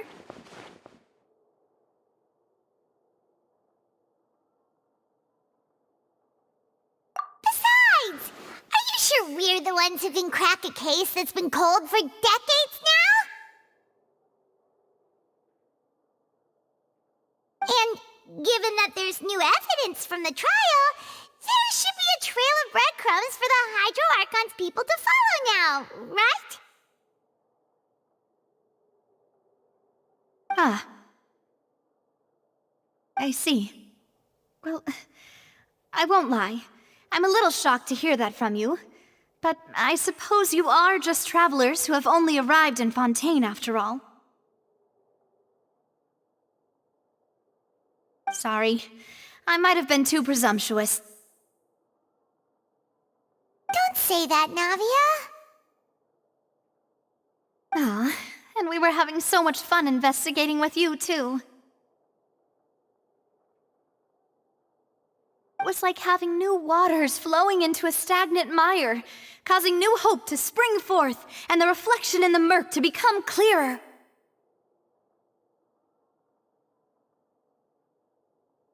Well, sorry about that. I'm a bit prone to nostalgia. Don't mind me. Wait, shall we have a farewell meal? You know, to commemorate our time as partners? Huh? Do we really need to get that formal?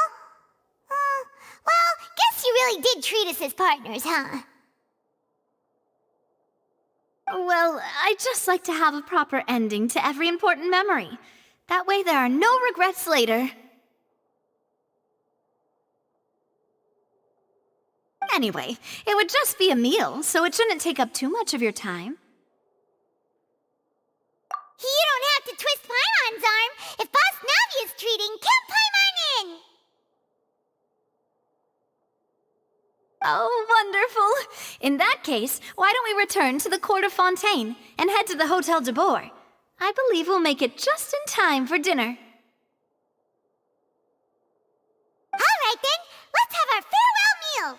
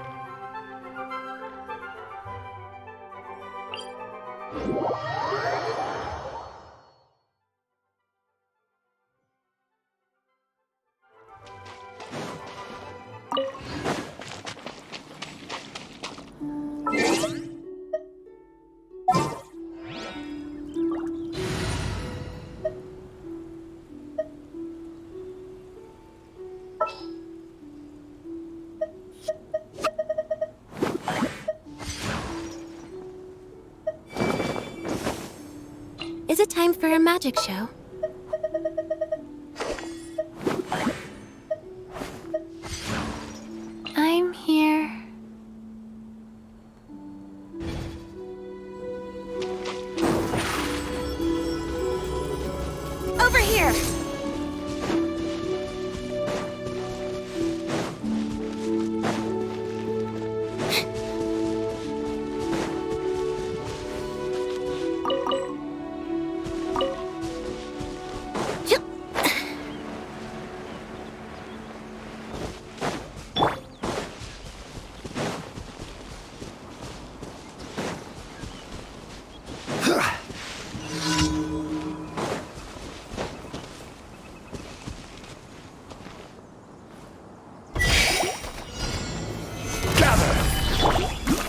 touching.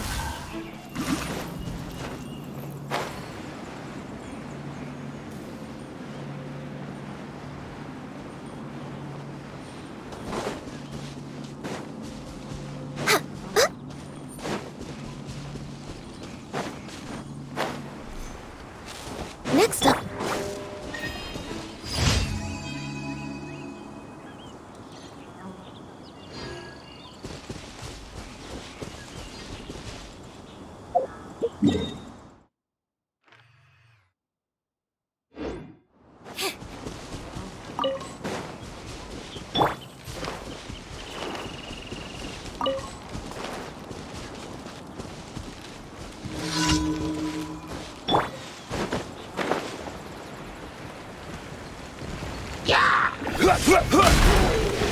Solidify!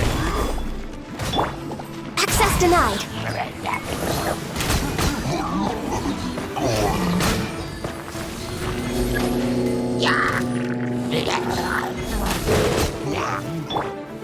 Stabilize! Born of ice and frost.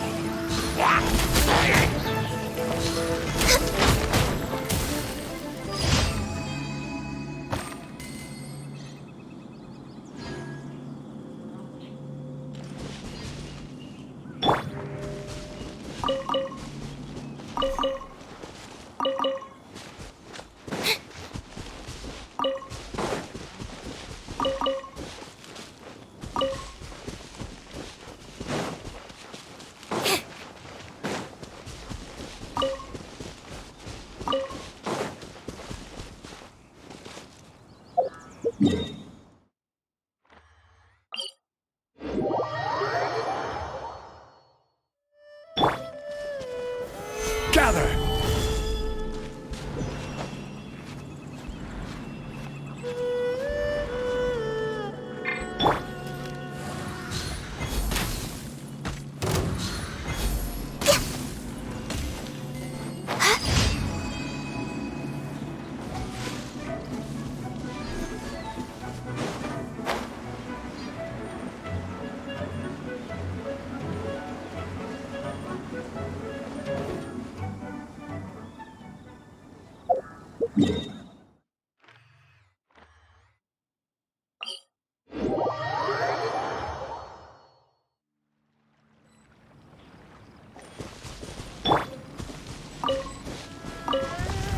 Stabilize!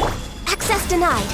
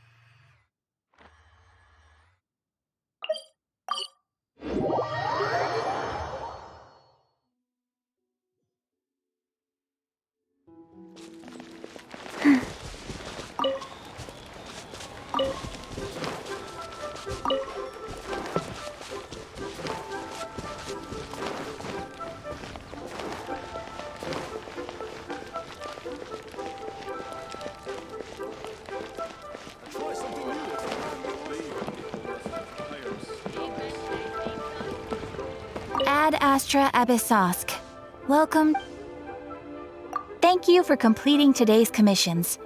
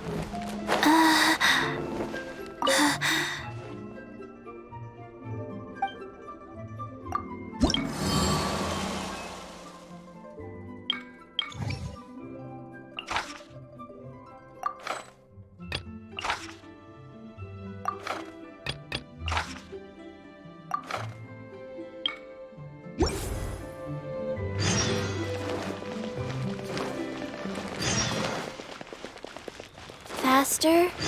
Okay. Huh?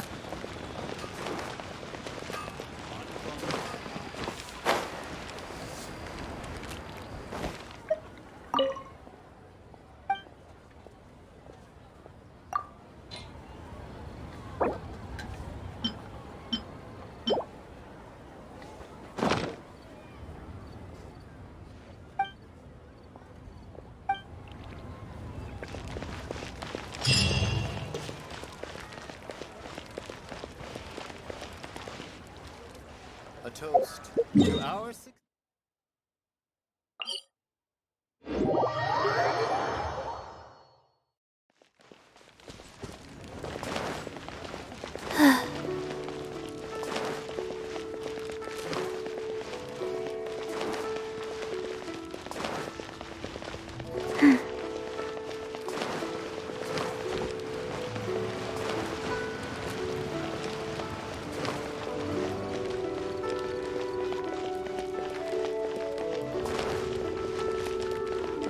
Please, show me your prescription.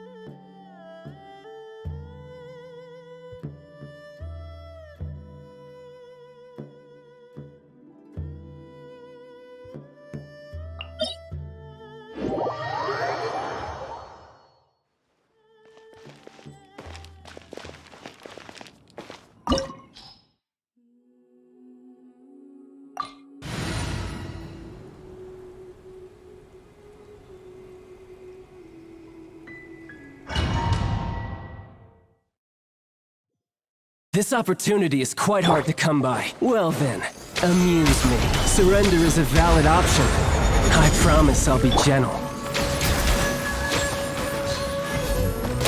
How unbecoming. Gather! Access denied. Next Not on the bad, agenda. Not bad. Not bad. You've got a trick or two. No use hiding back there.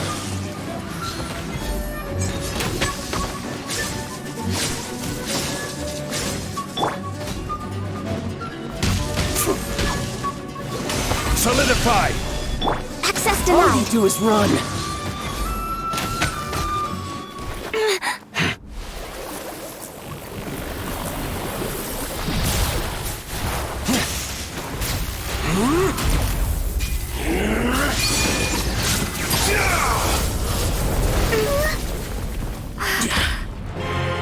Your strength is praiseworthy. I too shall use all of mine.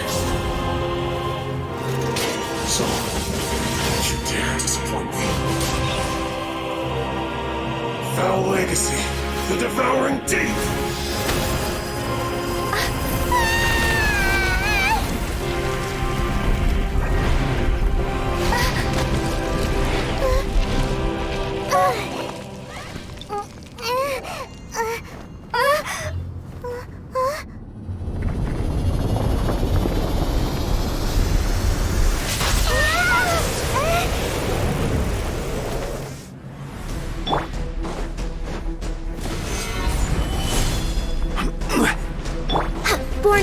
frost.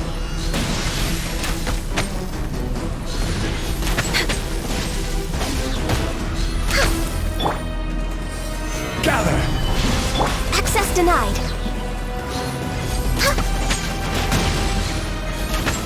We're waiting. I will have order. You have cut above.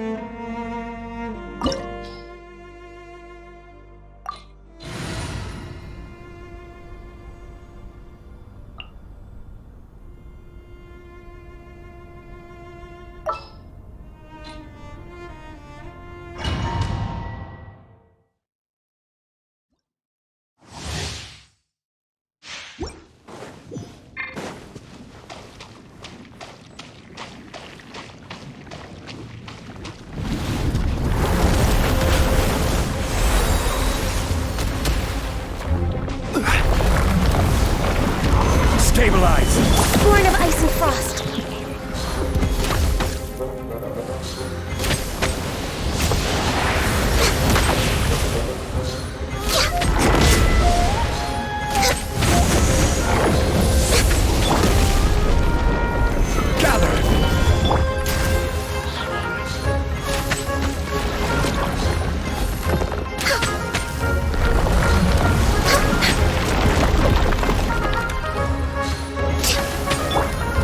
Stabilize!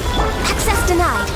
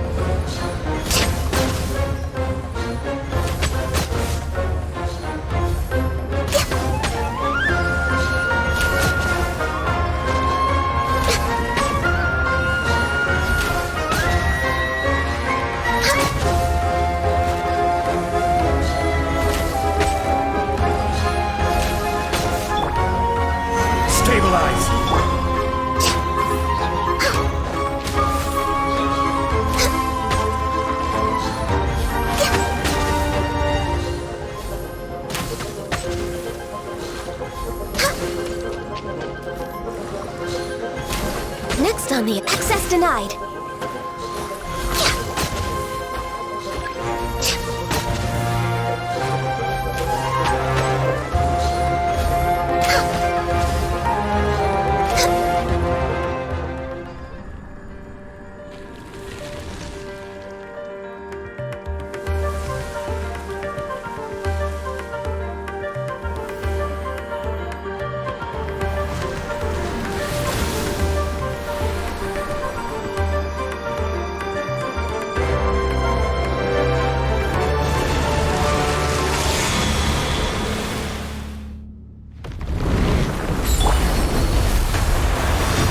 Solidify! Order guide you!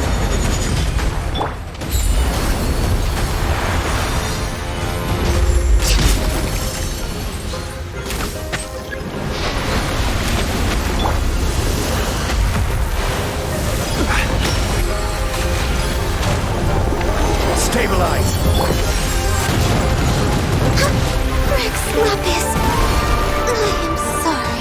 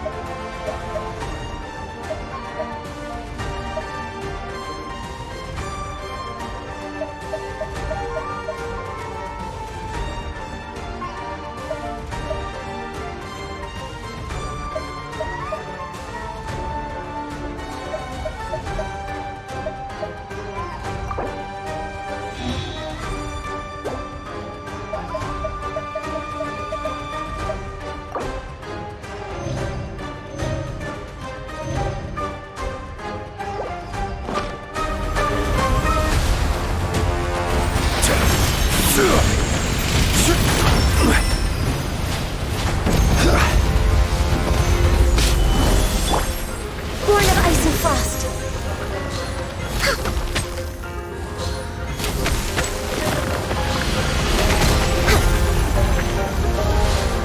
We're way behind schedule.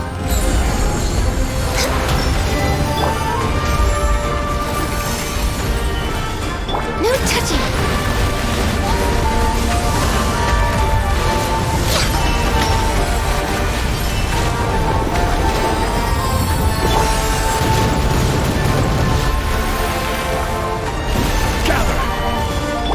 Access denied.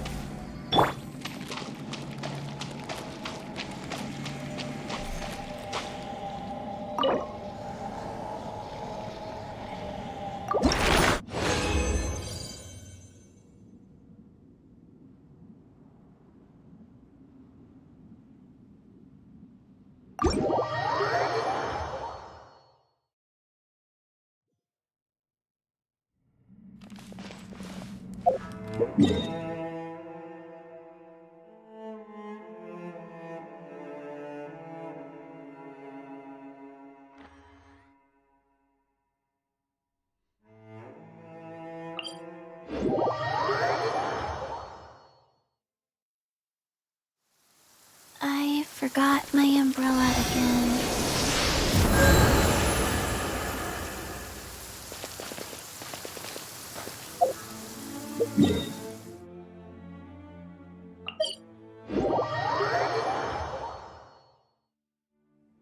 I should have stayed indoors today.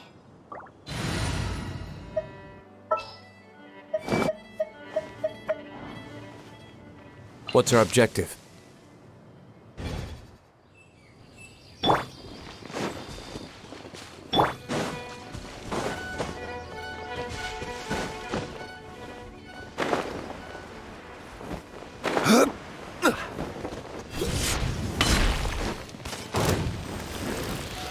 Solidify!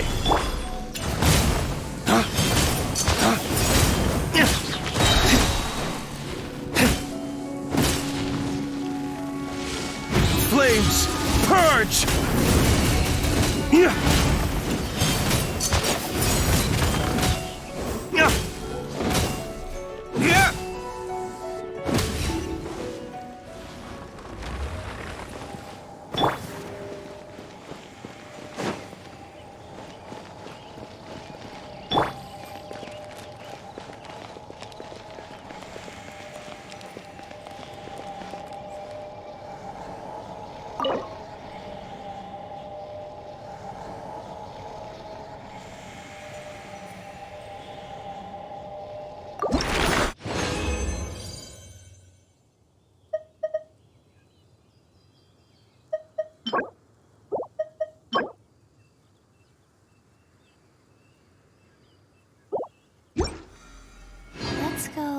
Somewhere cooler.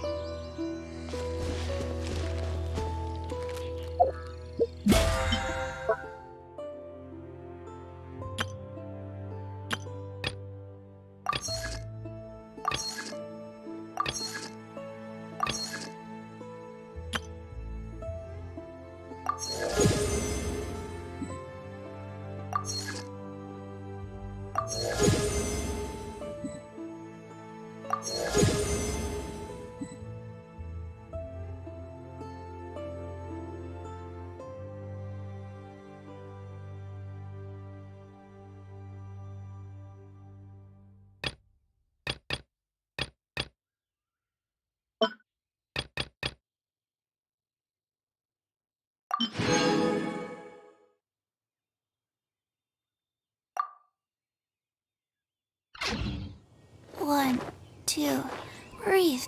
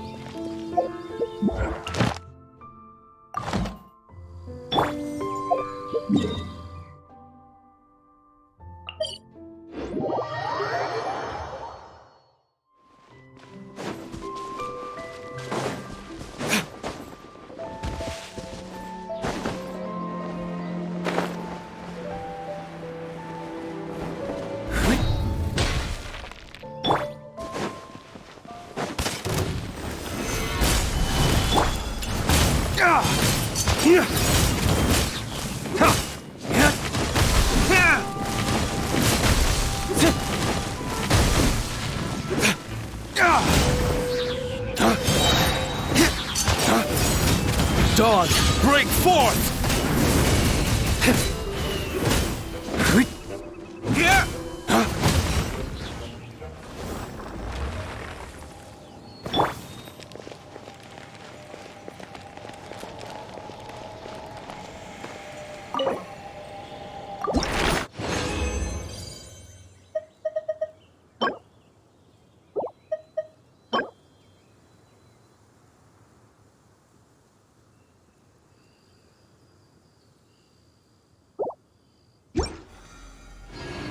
One, two, three, four, two, two.